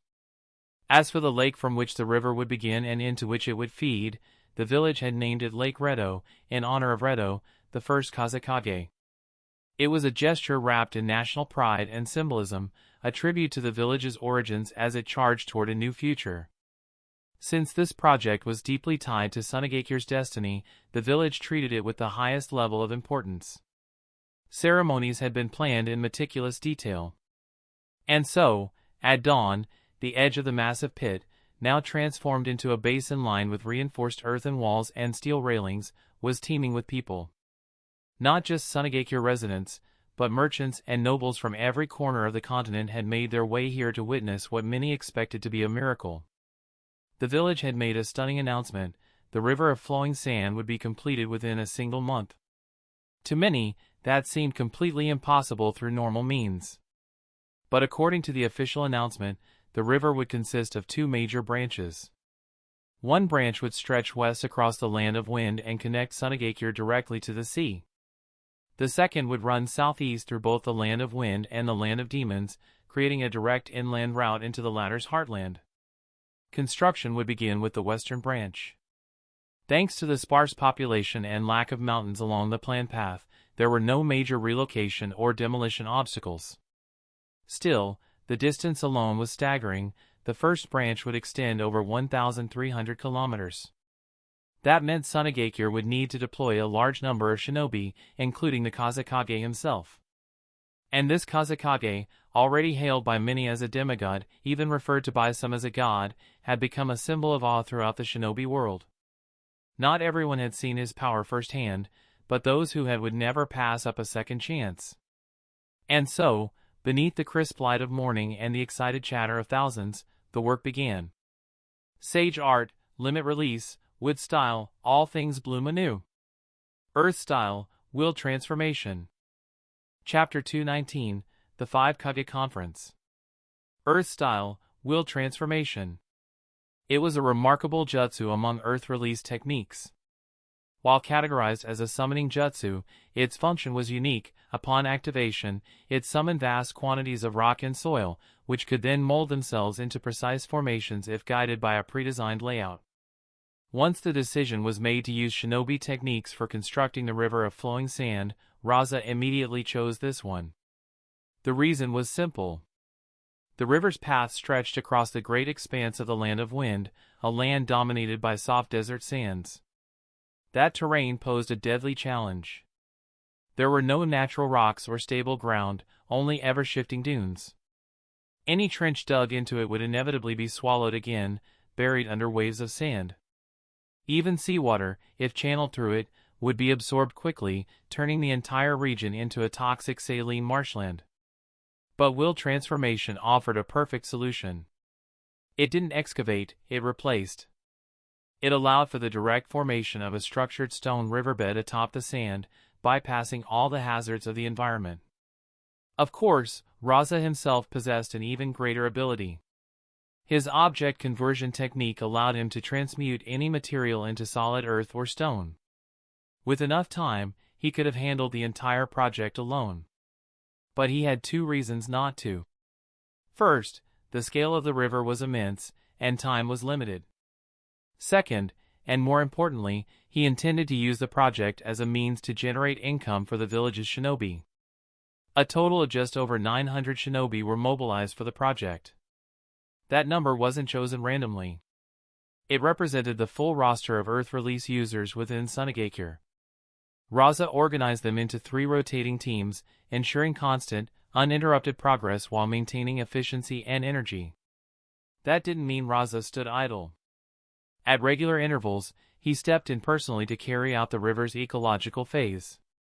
Using his object conversion technique and other powerful nature-based methods, he planted vegetation along the banks and reshaped the surrounding landscape. This wasn't just for appearance. It was a deliberate effort to gradually modify the entire environment, preparing it for sustainable life and growth. Rumble, rumble. Under the astonished eyes of thousands, hundreds of shinobi from Sunagakure formed seals in perfect synchronization. In the next instant, the golden desert cracked and split. A massive trench, 400 meters wide, carved itself from the sand. Simultaneously, a deluge of stone materialized out of thin air and paved the channel, transforming the raw trench into a reinforced stone riverbed capable of withstanding both time and water. Then came the greenery. Lush vines and vibrant foliage erupted from the newly formed banks, weaving threads of green into the barren desert. Grass, shrubs, and trees flourished where nothing had grown before. In a matter of minutes, the lifeless sand had become a corridor of flowing vitality. To the gathered villagers and foreign merchants, it was nothing short of a miracle. The riverbed extended steadily, crawling toward the desert's endless horizon like a great serpent of stone and life. It was a spectacle no one would ever forget. The villagers of Sunagakure erupted in cheers, elated by the strength of their village. The visiting merchants, seasoned, shrewd, skeptical men and women, were shaken to their core. Their skepticism was gone. Now they knew with certainty, Sunagakure had not exaggerated. At this terrifying pace, the river truly could be completed in just 1 month. All that remained was for them to return home and prepare. The wealth promised by the canal was real. The opportunity of a lifetime was upon them, and they would not let it pass. Joyous cheers rose like waves across the desert skies, echoing from the canyon walls surrounding Sunagakure. Land of Fire, Sunagakure. The grand succession ceremony of the Fourth Hokage had concluded days earlier, and the village of Sunagakure now basked in the afterglow of celebration. But that celebration was not for Minato Namikaze. As the newly appointed Hokage, he didn't have time to enjoy the festivities. The moment the Hokage's cloak had settled on his shoulders, so too had the burden of the entire village. The weight of every life within Konoha now rested on him, its safety, its politics, its future. And Minato, though brilliant and respected, felt that burden with suffocating clarity. To better understand the duties of the Hokage, Minato hadn't returned home in 3 days. An unending torrent of official work had piled up, pressing down on him with an almost physical weight. He couldn't help but feel that even facing off alone against 100 Iwagakure shinobi had been less exhausting than this.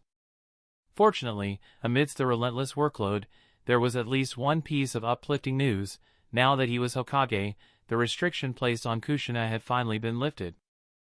Just as he was buried under a mountain of paperwork towering over a meter high, there was a knock at the office door.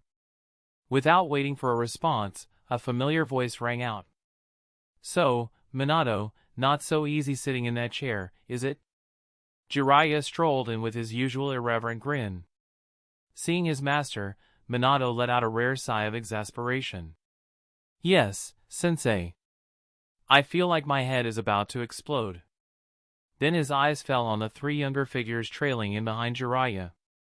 His weary expression softened. "Sorry, Kakashi, Obito, Rin. I've been so busy these past few days." Rin, as neat as always with her forehead protector tied snugly and her cheeks painted, quickly shook her head and spoke cheerfully. "No, not at all. We're just happy you became Hokage." As she finished, she reached behind her and revealed a small, ribbon-wrapped box. "This is a gift we prepared for you, sensei." "Thank you." Kakashi stood silent and aloof as usual, offering a polite nod, while Obito stepped forward with a worried look on his face. "Sensei, now that you're Hokage, does that mean you won't have time to train us anymore?" "Of course not." Minato smiled warmly. "As soon as I get the village affairs under control, I'll be back to training you like before." Jiraiya added with a laugh. "Yeah, don't worry, brats. Minato's just busy for now. Look at the old man, he's still Hokage and spends most of his days peeking into bathhouses." A wave of silence swept through the room. Minato quickly cleared his throat and changed the subject. Alright, you three go rest for now. Jiraiya-sensei and I have some things to talk about. Okay. Bye, sensei. Once the three had left, Minato sighed heavily, rubbing his temples. But as he turned back to the mountain of documents, his brows instinctively furrowed again. Seeing that, Jiraiya spoke with a half-serious tone. Minato, you really need someone to help you with all this. I've already reached out to Shikaku and the others. Then, as if remembering something important, Minato said hesitantly. Sensei, I've also been considering bringing Fugaku in. Jiraiya's expression immediately darkened. Minato, I know you promised Fugaku some things before becoming Hokage, but don't move too fast. Forget the old man, those two elders and Danzo won't stand for it. Right now, you need to focus on getting used to your new role first. Minato's gaze dropped slightly. After a moment of silent thought, he gave a subtle nod. Jiraiya relaxed a little and continued. Next up, you'll have to prepare for the 5 Kage summit. But this one's going to be tough. Given how things are across the shinobi world, getting all the Kage to sit down together won't be easy, especially that Kazekage. But Minato's eyes lit up with resolve. No matter how difficult, it has to be done, right, sensei? And honestly, I think the Kazekage might actually be the easiest one to convince. Jiraiya blinked, surprised. Oh? Why do you say that? You've seen the latest intel too, haven't you, sensei? I have, Jiraiya admitted with a sigh. That Kazekage really is something else. He's nothing like the Kage that came before.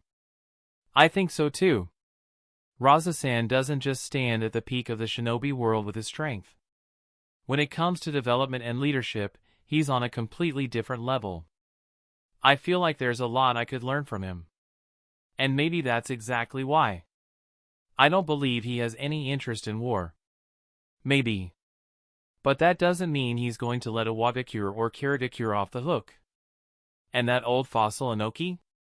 He won't budge easily either. Minato's face grew serious. He leaned forward slightly, lowering his voice as he spoke. Sensei, don't you feel like something about the tailed beast riot in Sunagakure doesn't add up? Like it wasn't just a random incident, but something more? Chapter 220, Shikaku appears. Jiraiya had, of course, realized that something was off about the tailed beast riot in Sunagakure. What stood out most was how Iwagakure and Kirigakure, two villages that had long been adversaries, had suddenly decided to cooperate. Even if their shared objective was the destruction of Sunagakure, sacrificing 3 tailed beasts in the process was an incomprehensibly steep cost. According to the latest intel, the incident had led directly to the deaths of the 5 tails and 6 tails, while the status of the 4 tails remained uncertain. This meant that even if their attack had achieved its intended result, Iwagakure would have lost both the 4 tails and 5 tails, and Kirigakure would have paid with the 6 tails. Kirigakure's true intentions remained a mystery, but Jiraiya knew Inoki all too well. That old man would never agree to a plan that left his side weaker, especially if it involved a disadvantage as grave as this. Do you have any theories? Jiraiya asked, his voice solemn. Minato shook his head. Nothing for now. We'll have to wait until Aoba and the others return from Iwagakure before we can be certain. Right. Jiraiya gave a slow nod, then released a long, weary sigh. I wonder when this world will ever know true peace. Sunagakure, Dragon's Oasis. Fortunately, Rasa had chosen to build the Dragon's Oasis over 50 kilometers away from the village, and that foresight had proven invaluable. The tailed beast riot hadn't touched the oasis, sparing it from destruction.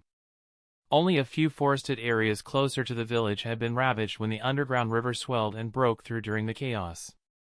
But even that damage was minor. With the overwhelming natural energy now surging through the Dragon's Oasis, it was only a matter of time before nature healed itself. When Rasa returned after 2 weeks, he discovered that the oasis had expanded again, its diameter now approaching 5 kilometers. By the standards of the entire Land of Wind, it had already become one of the largest oases in the country. This time, however, Rasa was not alone. With him were the Jinchuriki of the Four Tails and Six Tails, both unconscious and still sealed. Kazekage-sama. Stepping forward to greet him was none other than Bunpuku, the aged Jinchuriki of the One Tail who had been faithfully guarding the oasis for years. Bunpuku-dano, has everything been peaceful here lately? Because Chiyo and Ebizo had returned to Sunagakure, and Rasa himself had remained stationed in the village due to the unrest, he hadn't visited the oasis in quite some time. Bunpuku respectfully pressed his palms together. Rest assured, Kazekage-sama. I've remained here the entire time, using Shikaku's power to watch over the entire forest. There have been no strange movements or disturbances. But how is everything back in the village? Everyone is recovering. We suffered some losses, but all things considered, we were fortunate. I see. Bunpuku let out a faint sigh. This was the true reason why the world feared the tailed beast so intensely. As a Jinchuriki himself, he understood more clearly than most the fear and resentment that people carried toward them.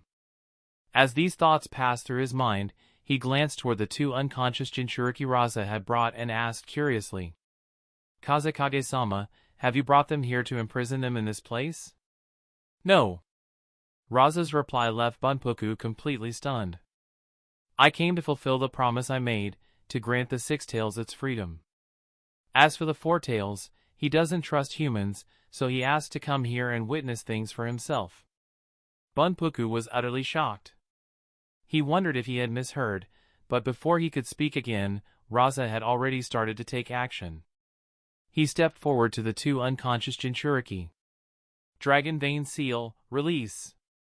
The moment he spoke, the sealing formulas etched into their bodies dissolved, and an overwhelming surge of chakra erupted from both of them.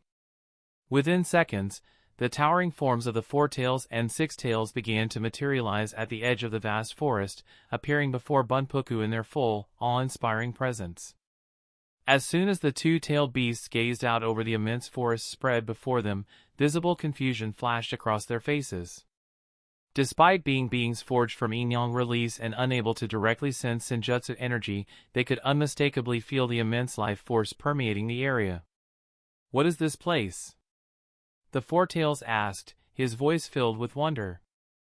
The Six Tails twisted its serpentine head from side to side, scanning the forest with cautious curiosity. Rasa raised his gaze to meet theirs and spoke with steady composure. This is a secret restricted zone of Sunagakure. I call it, Dragon's Oasis. Dragon's Oasis. Kazekage, why have you brought us here? The Four Tails' voice carried suspicion, while the Six Tails bristled, already tense. Simple, Rasa answered, I came to fulfill the promise I made. To grant the Six Tails its freedom.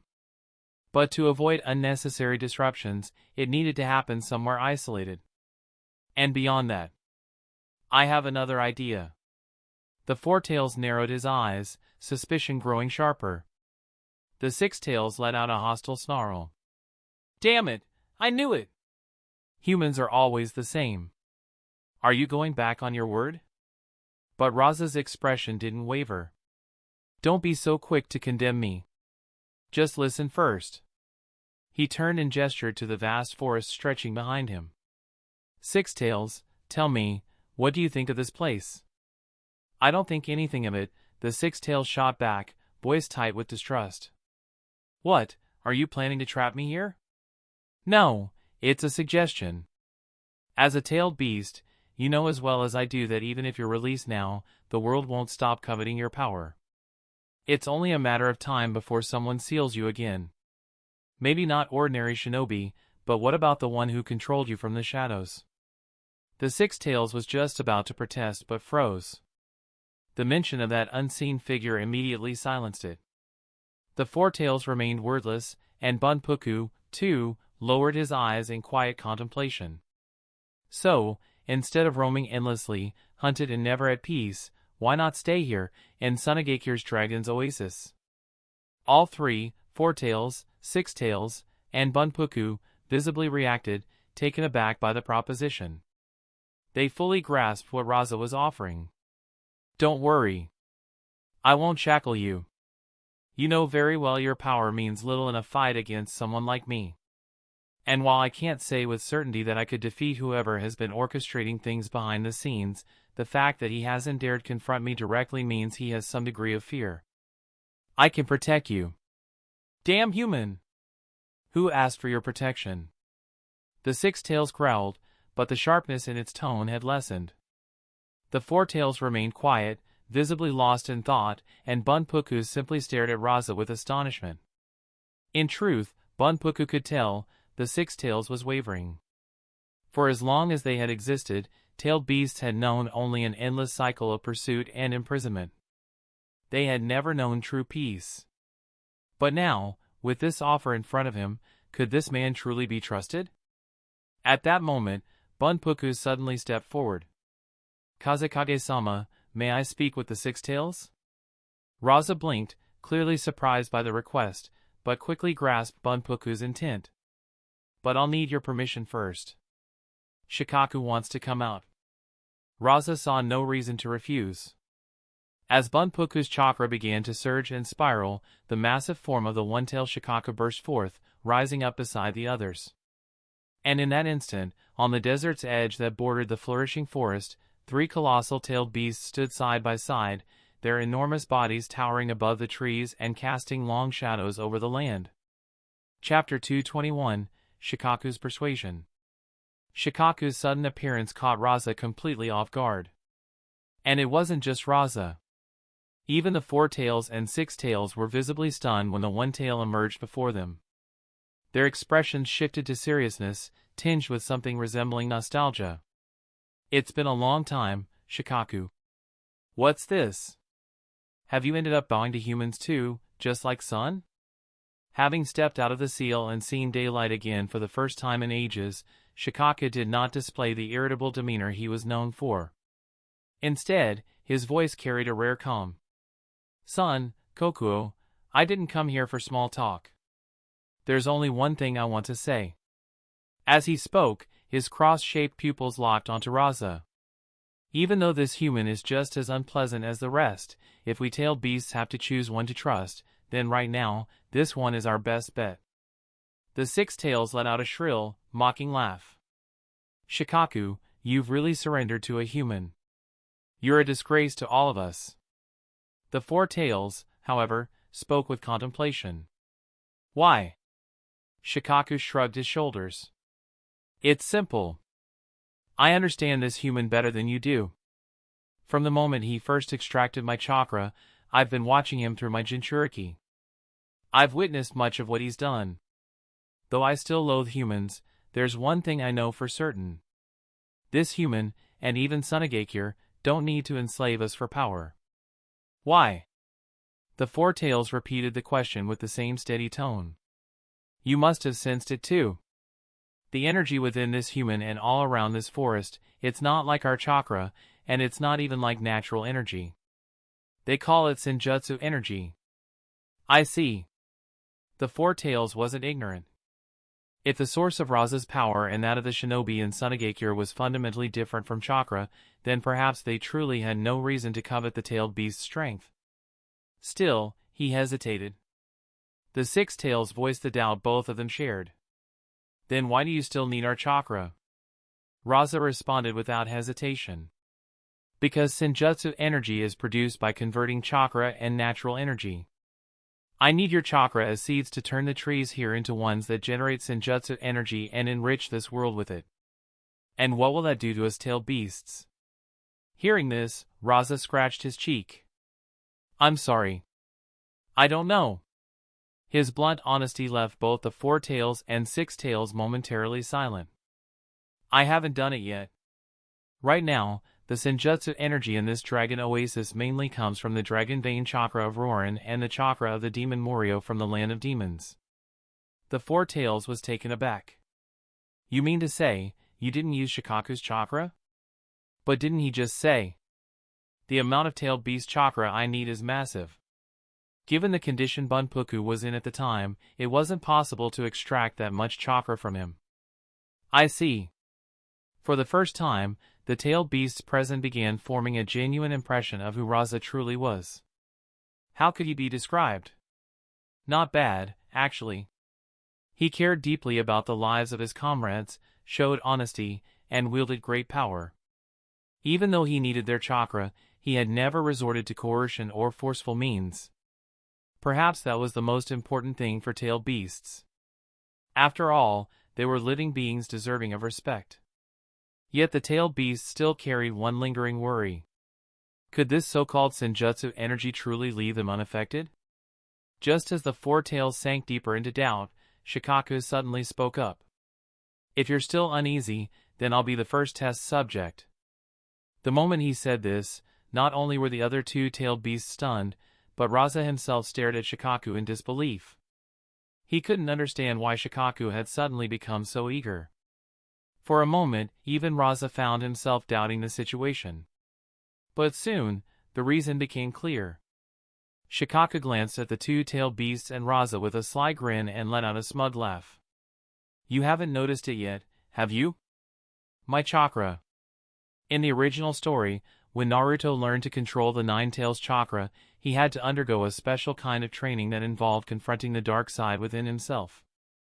Where did that dark side come from? It wasn't just the hatred and resentment born from the discrimination Naruto faced as a Jinchuriki. There was also a malevolent will embedded in the tailed beast's chakra itself. Take the Nine Tails, for example. It was once called the embodiment of hatred. But when the Sage of Six Paths first created it, the Nine Tails was nothing more than a cute little fox. It was the emotions of hatred accumulated over 1,000 years of being hunted, betrayed, and exploited by humans that twisted it into what it is today. Emotion itself is a form of spiritual power. It is a kind of strength. Karen of the Uzumaki clan possesses a Kagura mind's eye that allows her to sense these emotions. The same applies to the other tailed beasts. They, too, have been influenced by this malevolent force. From a power perspective, this evil intent has little effect on them. However, mentally, it makes the tailed beasts extremely irritable. Yet at this moment, both the Four Tails and Six Tails could feel the serenity in Shikaku's chakra. Even Rasa only realized it after Shikaku pointed it out. Indeed, compared to the Shikaku sealed inside Gaara in the future, this Shikaku residing within Bunpuku was clearly much more peaceful. Even his chakra was far less violent. It seemed that when Rasa had previously extracted Shikaku's chakra, although no chakra fruit had been produced, it had nonetheless affected Shikaku's temperament. Of course, Bunpuku's influence played a significant role in that as well. With Shikaku stepping forward, everything that followed became much easier to manage. Land of Fire, Sunagakure. Minato and his team did not have to wait long. His personal escorts, Yamashiro Aoba, Genma Shiranui, and Reito Namishi, returned with good news from Iwagakure, Kumogakure, and Kirigakure respectively. The three current Kage from those villages had all expressed interest in the 5 Kage summit proposed by Sunagakure. What caught Minato's attention most was the report from Iwagakure. It appeared that during the recent tailed beast riot in Sunagakure, Iwagakure had also been manipulated by an unknown party. This was excellent news, nothing could have been better. It strengthened Minato's confidence in successfully organizing the upcoming 5 Kage summit. Now, his only remaining challenge was persuading the most troublesome participant, the Kazekage of Sunagakure. As this news spread, the senior members of Sunagakure grew increasingly satisfied with their new fourth Hokage. Everyone except one. At Sunagakure's root base, Danzo's expression was darker than ever. Once again, the position of Hokage had slipped through his fingers. Minato was too young. Unless an unforeseen accident occurred, Danzo, already 60 years old, had lost any realistic chance of becoming Hokage. Would Danzo accept that? Of course not. If he did, he wouldn't be Danzo. With that thought firmly in mind, he slowly rose and issued a command. Contact the so-called demigod of Amigakure. I'll be paying him a visit. Chapter 222, Jigen. Land of Valleys. A country with almost no presence in the world of shinobi. It was so insignificant that most maps didn't even bother marking its existence. Tucked away between the land of Earth and the land of Lightning, its territory was no more than a black speck, a place where barely anyone lived. But judging this land by its size alone would be a grave mistake. Despite its obscurity, it harbored medical techniques so advanced that even Tsunade, one of the legendary Sannin, had been left astonished. Just over a year ago, after leaving Sunagakure behind and setting off on her travels with her disciple Shizune, Tsunade had come across a man. His name was Victor. He claimed to loathe the unending shinobi wars and had dedicated his life to developing medical ninjutsu aimed at restoring those crippled by battle. His approach centered on exploring the regenerative abilities within human cells. When he learned that Tsunade, the most revered medical ninja in the shinobi world, had left her village, he didn't hesitate. Boldly, Victor approached her and invited her to join him in the Land of Valleys to collaborate on researching regenerative medical technology. Though Tsunade initially refused, Victor's vision stirred something within her. In the end, she agreed and brought Shizune with her to assist in developing a revolutionary technique that could enable human tissue to autonomously regenerate. Though the Land of Valleys had astonishing advancements in medicine, it lacked understanding of chakra and medical ninjutsu. Tsunade's arrival changed that overnight. Her expertise bridged the gap, and the progress of their research accelerated dramatically. However, more than a year passed, and despite their efforts to stimulate autonomous tissue regeneration using activated human DNA, they had yet to see any real success. Now, Tsunade was preparing to leave. The reason was straightforward. She had received a message from Jiraiya, telling her that Minato had officially become the fourth Hokage and expressing his hope that she would return to lend her strength. Although she had left Sunagakure in anger a year ago, Tsunade could never sever her bond with the village entirely. This was, after all, the village her grandfather, Hashirama Senju, had founded. With the old man stepping down and Minato taking the helm, Tsunade saw a new opportunity, a chance to shape the village's future once more. And of course, Jiraiya had added in the letter that Sunagakure now faced threats that required someone of her power and experience. The Land of Valleys had originally planned a farewell ceremony for her, but Tsunade declined. Without ceremony or attention, she and Shizune quietly departed, slipping away as master and disciple. In a fog-draped building poised at the edge of a canyon, a short, middle-aged man knelt respectfully before a robed figure clad like a monk. The monk appeared refined and composed, draped in a clean white cloak. Beside him stood a white table, elegantly arranged with red wine and dessert. So it failed again? Even with Tsunade's help, you still couldn't achieve it? The monk's voice was calm, but the question made cold sweat drip down the man's temples. Lord Jigen, while we haven't succeeded, it wasn't without progress. I've come to realize that the key to creating artificial humans doesn't lie in the technique alone, it's in the cells of the first Hokage, Hashirama Senju. If you can provide me with his cells, I'm confident I can produce an artificial human that meets your expectations. Yes, this so-called monk was none other than Ishiki Otsutsuki. 1,000 years ago, he had been ambushed and betrayed by Kage, forcing him to parasitize the body of a monk named Jigen. Ever since, Ishiki had struggled across the centuries to find a proper vessel for resurrection. But time and again, his efforts had failed. None of the hosts he encountered could endure the crushing weight of his vast chakra, just like Jigen himself, whose body was slowly deteriorating. Thus began his pursuit of artificial humans. He wanted to create a flawless vessel, one capable of completely containing and withstanding his chakra. And yet, despite countless experiments, the results were always the same: failure. Hashirama Senju's cells, is it? Victor, do you truly believe I have the power right now to seize the first Hokage's DNA from Sunagakure? Jigen didn't bother to conceal his current weakness. Despite this, he remained immeasurably more powerful than Victor, who instantly trembled harder under his piercing gaze. But if that's the case, enough. At this moment, it's simply not possible. Then, I know what you want to say. But the Kazekage from Sunagakure isn't an option either. I can't afford to reveal myself. Kaguya's son scattered the chakra of the Ten Tails across the shinobi world. Even if I made my move now, it would be impossible to cultivate a god tree and bear a chakra fruit fast enough. It would all be for nothing. I understand. Though unwilling, Victor nodded. That will be all.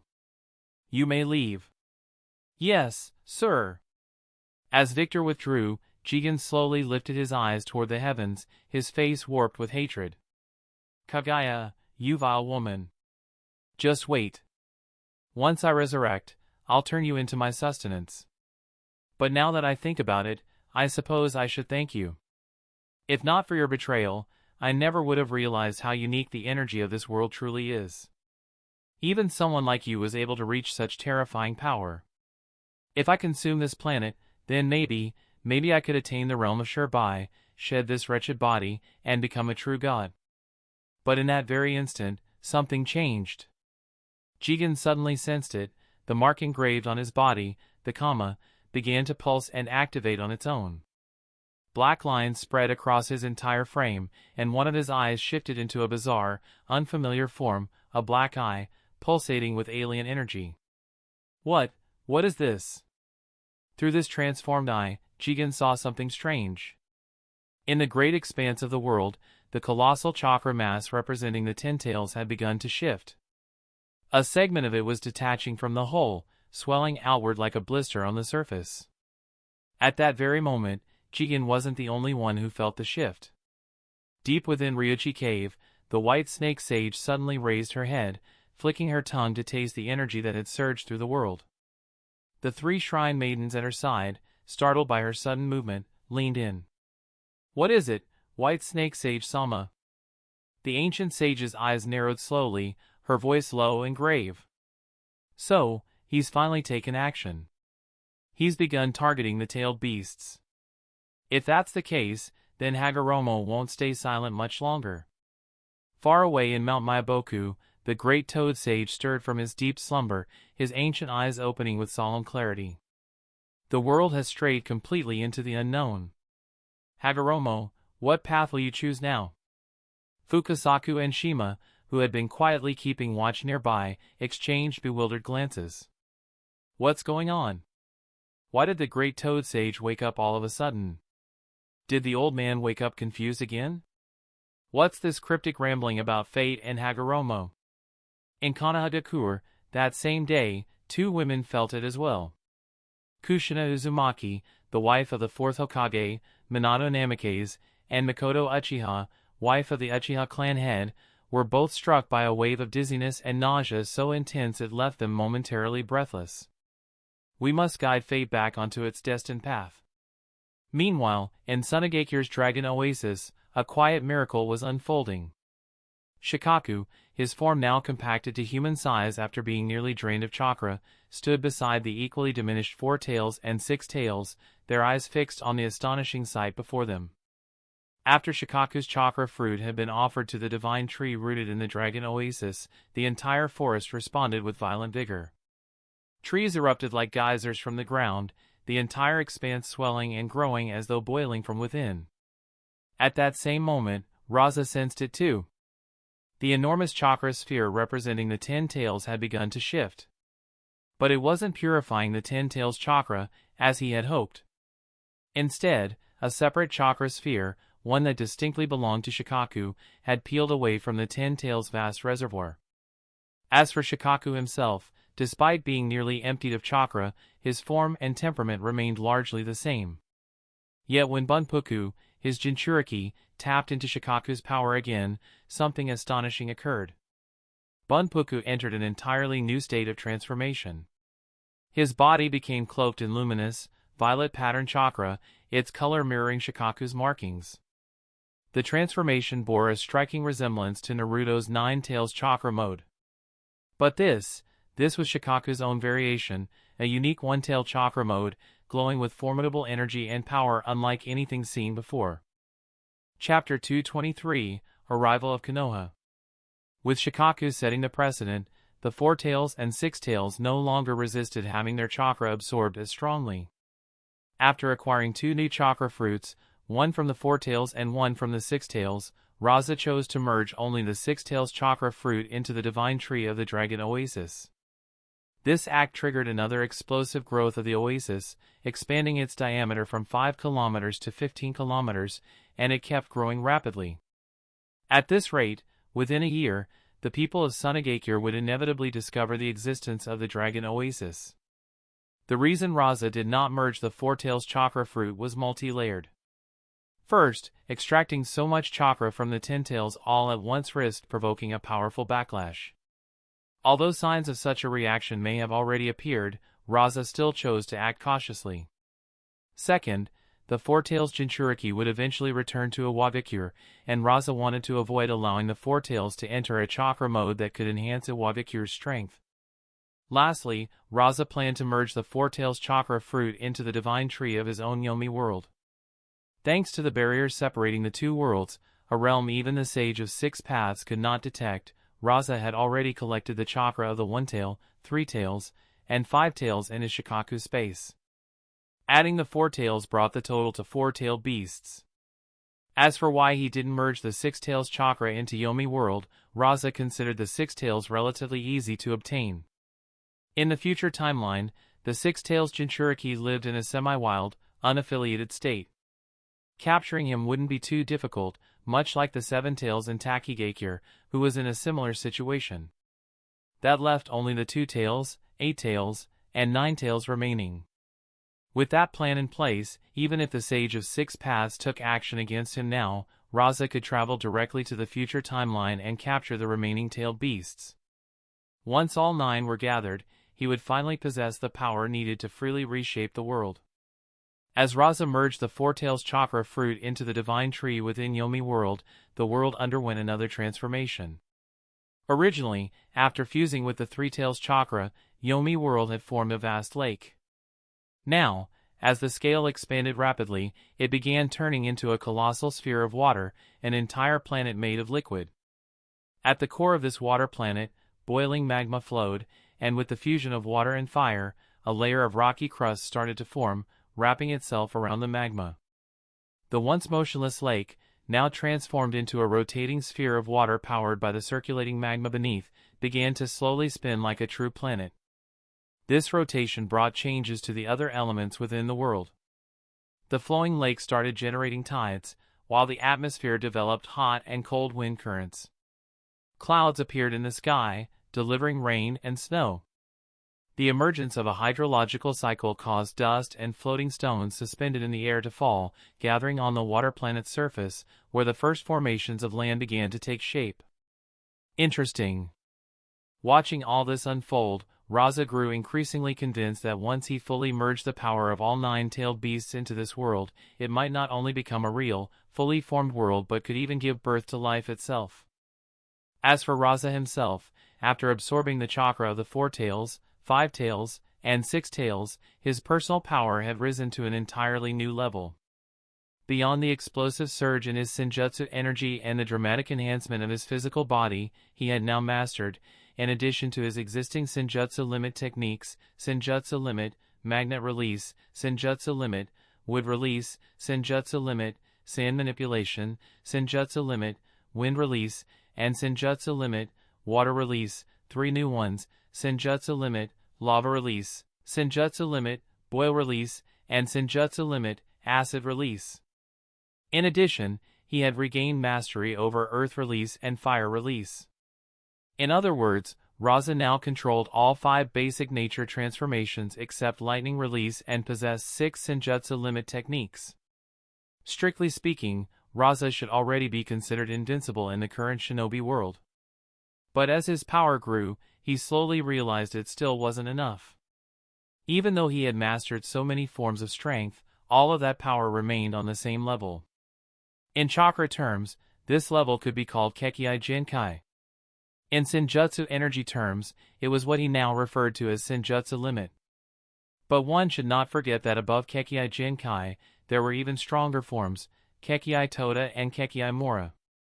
So wouldn't it make sense that beyond senjutsu limit, one could also develop senjutsu Toda and senjutsu Mora? It seemed Princess of that clan had been right. He truly needed to slow down and deeply understand the power he had already acquired. Only by developing the corresponding Senjutsu Toda and Senjutsu Mora could he truly gain the strength to contend with the Sage of Six Paths and even the Otsutsuki clan. But before reaching that point, since he already possessed so much power, it remained necessary to use another special method to enhance his combat ability, even without having attained those upper tiers. And what was this method? It was none other than something Rasa had once given up on, the Rasengan. However, Rasa harbored far greater ambitions. He aimed to develop a new technique based on the Rasengan, merging it with the foundation of his Senjutsu limit, divine power incarnate, to create a new form of tailed beast bomb. He called this new creation the Senjutsu Orb. Just as Rasa was deep in the desert working on the Senjutsu Orb, two pieces of news arrived that forced him to interrupt his training and return to the village. Land of Wind, Sunagakure. As time passed, the grand reconstruction and development efforts in Sunagakure continued steadily. Across the land of the new village, where a tailed beast bomb had blasted the earth open, signs of construction were everywhere. The excavation of the flowing sand river was also progressing smoothly, stretching over 100 kilometers, completely freeing Sunagakure from the shadow of the tailed beast incident and rapidly pushing the village onto a path of growth. Every villager in Sunagakure now wore a hopeful smile about the future. Kazekage's office. Inside the guest room, the Inoshikacho trio, who had arrived from the Land of Fire, had already been resting for over an hour, but their expressions still reflected deep shock. As the leader of the trio and recently reinstated as a senior advisor to the Hokage, Nara Shikaku spoke with a grave tone. "You've seen it for yourselves, haven't you?" "Yeah," Yamanaka and Noichi nodded. Just judging by the current size of Sunagakure's construction zone, the village has already grown to 3 or 4 times the size of Konoha. At this rate, Sunagakure overtaking us is only a matter of time. And with that Kazekage in power, it may not take long at all. It's giving me a headache. Choza Akimichi patted his friend on the back and smiled optimistically. Don't put so much pressure on yourself. Minato's doing well too, isn't he? The three exchanged glances and laughed. Indeed, at the very least, Minato had achieved something significant as the new Hokage. For the first time in a long while, he had united all of Konoha. Even the Uchiha clan had expressed their support for Minato taking office. Just then, the door to the guest room opened and Baki walked in. "Come with me. The Kazekage is waiting for you." Chapter 224, Inoshikacho. Kazekage's office. The room was extremely quiet. At such a sensitive time, it was impossible for Sunagakure's shinobi to welcome Konoha's sudden visitors with open arms. The Inoshikacho trio understood this well. So, they stood quietly, waiting for the Kazekage's response. Waiting for Rasa to speak were also Pakura, Michikawa, Saramu, and several others nearby. Before long, Rasa understood the Konoha trio's purpose. Aside from a bit of surprise, he had no particular reaction. "All right, I understand your reason for coming." As Rasa spoke, he handed the scroll to Michikawa and the others beside him.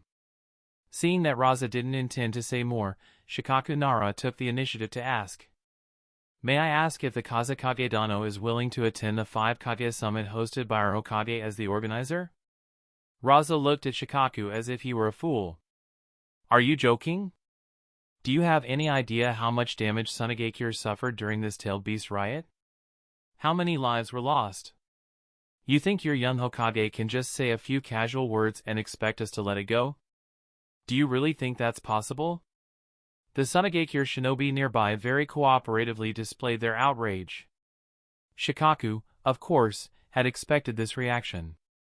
He replied calmly. "I'm well aware. But that's exactly why this war shouldn't continue. That's because the longer it drags on, the more people will die. Konoha has also paid dearly in this conflict. And, Kazekage Dano, if you have any conditions, you're free to raise them. The purpose of this 5 Kage Summit is to allow all 5 major villages to speak openly and bring a true end to the war." Rasa sighed. "I have neither the time nor the interest to speak openly with anyone. If your Hokage wants Sunagakure to participate, then he better show us a level of sincerity that's truly worth our attention. Shikaku looked at Rasa, seeming to understand his meaning. I understand. I'll report this to the Hokage. However, there's one matter I'd like to clarify, if Kazekage-dano would be willing to answer. What is it?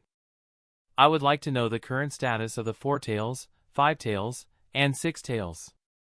I don't mean anything by it, but ever since the first Hokage distributed the tailed beasts to balance the military power among the 5 villages, they've represented the balance of shinobi power.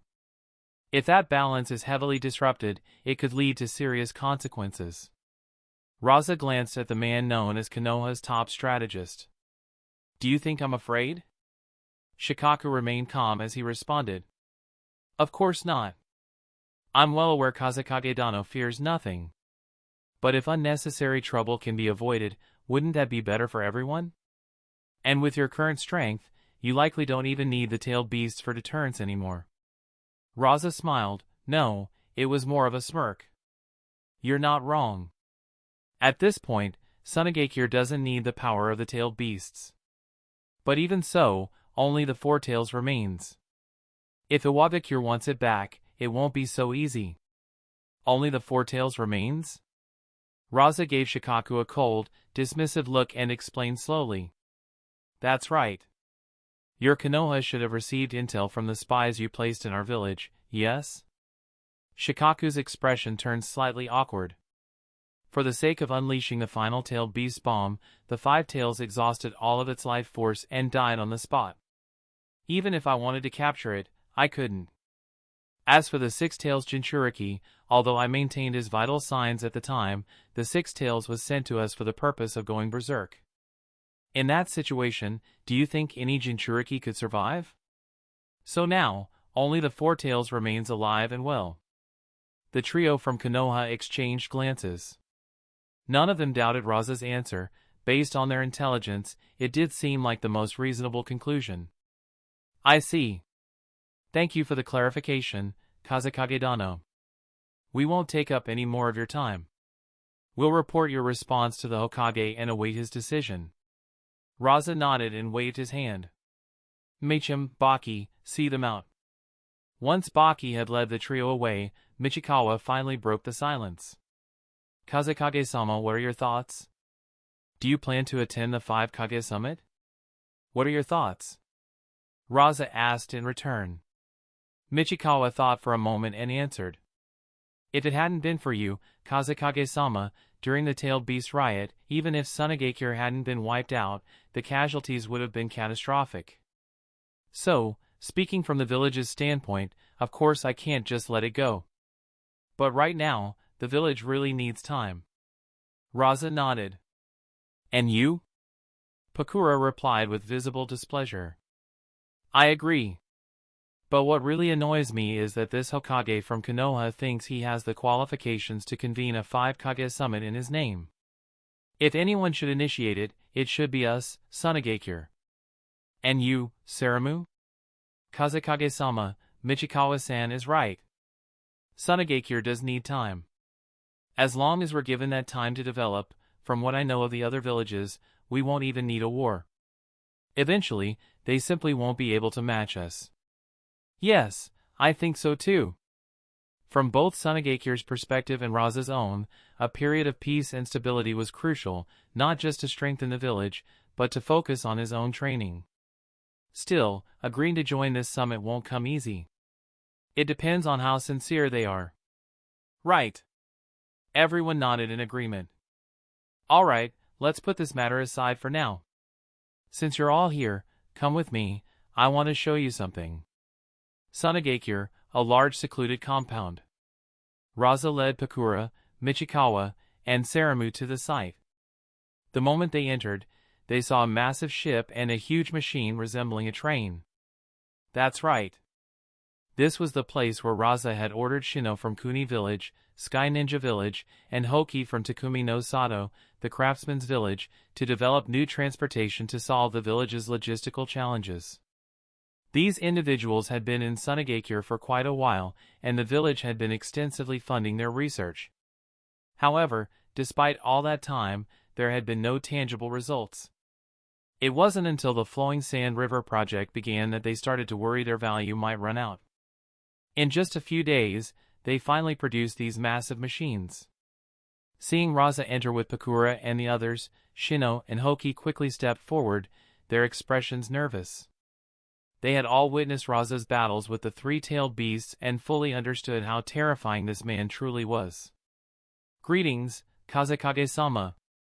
Rasa looked at the enormous wooden ship and the train-sized machine beside it. "You've been working fast. To build something this big in just 5 days?" Hoki and the 4 celestial symbols men behind him froze slightly, but Shino remained calm and explained. "Kazekage-sama, it's not that we were unwilling to build them before. We ran into a problem, and we didn't know how to bring it up with you. But fortunately, we've resolved it now." Rasa raised his brow. "Oh? What kind of problem?" "The power source. Both the ship and the train we've constructed are designed to be powered by tailed beast chakra." Chapter 225, Steam Engine from Boil Release. As Shino spoke, Rasa remained calm, but behind him, Pakura, Michikawa, and Saramu were all visibly startled. Even though Sunagakure now had power that no longer feared the tailed beasts, their very existence was still taboo in the minds of many. As for Rasa, of course, he had known all of this for a long time. Leaving aside his own sensory capabilities, the ANBU under his command were not incompetent either. Especially after the recent tailed beast riot, Baki had conducted a thorough inspection of the entire ANBU under his jurisdiction. "Let's hear what you've come up with." Shino nodded, pointing to the ship and the train. "Ever since our last meeting with you, Kazekage-sama, we've been working hard on the construction. Initially, we based our design on the concept of using wind release as propulsion, like ships at sea relying on wind power. But we quickly realized our expectations were too naive. The resistance from sand is far greater than seawater. Though wind release could indeed move the vessel through the desert, the efficiency was far too low and the chakra consumption immense. Our research reached a standstill until the recent tailed beast riot. After witnessing the power of the Five Tails Jinchuriki, the way steam poured from his body, we were struck with inspiration." Even Rasa looked a bit surprised. Shino continued. "We recalled that, when you first introduced us to the concept of trains, you described a power source called a steam engine, driven by steam." Rasa couldn't hold back his curiosity. "Oh? Did it succeed?" Seeing his interest, Shino smiled and nodded. "Not quite to your expectations, I'm afraid." Then he turned toward Hoki. "Hoki-san, please demonstrate the results of our recent work for the Kazekage-sama." "Understood." Hoki nodded, and the 4 celestial symbols men behind him immediately sprang into action. Under Rasa's astonished gaze, a nostalgic and familiar scene unfolded before his eyes. White steam hissed out from the chimneys of the massive ship and the house-sized train, accompanied by a high-pitched whistling sound. Slowly, the wheels beneath both vessels began to turn. At that moment, Rasa genuinely admired what he saw. He clapped his hands in appreciation. "Truly remarkable." Shino wavered, and he bowed with a smile. "To receive your praise is an honor, Kazekage-sama." Pakura, Michikawa, and Saramu were all wide-eyed as they watched the massive ship and mobile house move without any human effort. "What's the top speed for now?" "Currently, since this is the prototype, the speed can only reach around 10 kilometers per hour. That was quite slow by ninja standards. With chakra-enhanced movement, even an average shinobi could travel at over 30 kilometers per hour. But for Rasa, this was already an impressive achievement. After all, this world wasn't just made up of shinobi. There were many ordinary people too. Not bad. What about the power system? Please, come this way." Led by Shino, everyone boarded the ship and entered the cabin. What met their eyes was a collection of intricate machinery. Of course, it still lay within the bounds of the steam age, with gears, axles, and steel pipes everywhere. At the center of it all was a black box, engraved with various sealing runes. This is what you use to collect tailed beast chakra? Yes. And for that, we must thank Hoki-san. The craftsman's village truly has unique craftsmanship in this field. This box, we call it the power core, can store tailed beast chakra. The runes etched onto it regulate and release the chakra, converting it into steam that drives all the mechanical systems aboard the ship. The chakra of a tailed beast is truly astounding. Even collecting just a small amount produced incredible energy. However, this also presents a problem. Of course, there would be a problem. What problem? We did collect some of the tailed beast's chakra, but it's really only a small amount. After all, this is a tailed beast we're talking about. Before Shino could finish, Rasa cut him off. No need to worry. I'm not that stingy. Besides, your progress has truly impressed me. However, you're right that the chakra supply is an issue. The Five Tails is already dead. And even if it were alive, no tailed beast would willingly. Suddenly, an idea struck Rasa. His eyes lit up. There is a way. As he spoke, Rasa took out a scroll. Summoning technique.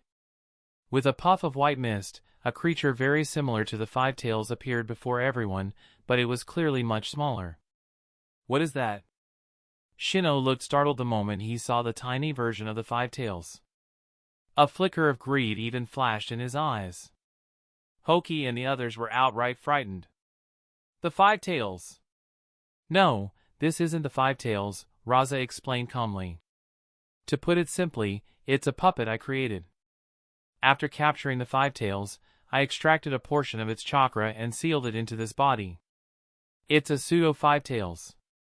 While the amount of chakra can't compare to the real thing, it's more than enough to serve as a power source for the core engine. Shino narrowed his eyes slightly. Hoki looked shocked and asked, Kazekage-sama, may I examine it? Go ahead. Hoki stepped forward and studied the pseudo Five Tails closely, muttering incredible under his breath again and again. Then, as if realizing something, his whole body trembled. He clenched his fists tightly. To everyone's surprise, Hoki suddenly knelt before Rasa on one knee. Kazekage-sama, please forgive me for the deception I have committed against you. The room fell silent in shock. Even Shino's face changed dramatically. Rasa, however, remained composed. Deception? What have you been hiding from me? Hoki took a deep breath. The truth is, I had another purpose when I joined Sunagakure. He then explained his original plan, to use Sunagakure's access to tailed beasts to resurrect Saimai, the founder of the craftsman's village. Michikawa, Pakura, and Saramu all appeared surprised. However, when they noticed Rasa's calm expression, they understood that he had likely suspected something already. As for the four celestial symbols men behind Hoki, their faces were filled with panic. Hoki-sama, are you betraying Craftsman's village? No, Hoki said firmly. This isn't betrayal. It's a decision made for the sake of both our village and the land of craft. After witnessing Kazekage-sama's battle with the tailed beasts, I've come to understand something. Even if we did use tailed beast chakra to resurrect Lord Saimai, the revived Saimai wouldn't stand a chance against Kazekage-sama. The four celestial symbols men paused, then slowly understood what their leader meant. And what happened in the land of demons made it clear to me. There is another way to revive our village and our country, a better way than simply resurrecting Lord Saimai. Now the four celestial symbols men were completely stunned. Indeed, if they truly cared about the future of their village and their nation, then what the land of demons had achieved was the path they should follow. Their time in Sunagakure had opened their eyes to how terrifying the 5 great shinobi villages truly were. With Craftsman's village's power, even if Saimai were brought back to life, they wouldn't stand a chance against them. Rasa looked at the unexpected turn of events, then reached out his hand toward Hoki. Hoki, your honesty came at the right time. From this moment on, I'll overlook everything you've done in the past. And as for your reward, it won't be small. Then Rasa turned toward Shino. Well then, Shino-sen, do you have anything you'd like to say? That's the end of this tale for now. Thank you for watching and I'll see you in part 10. Peace.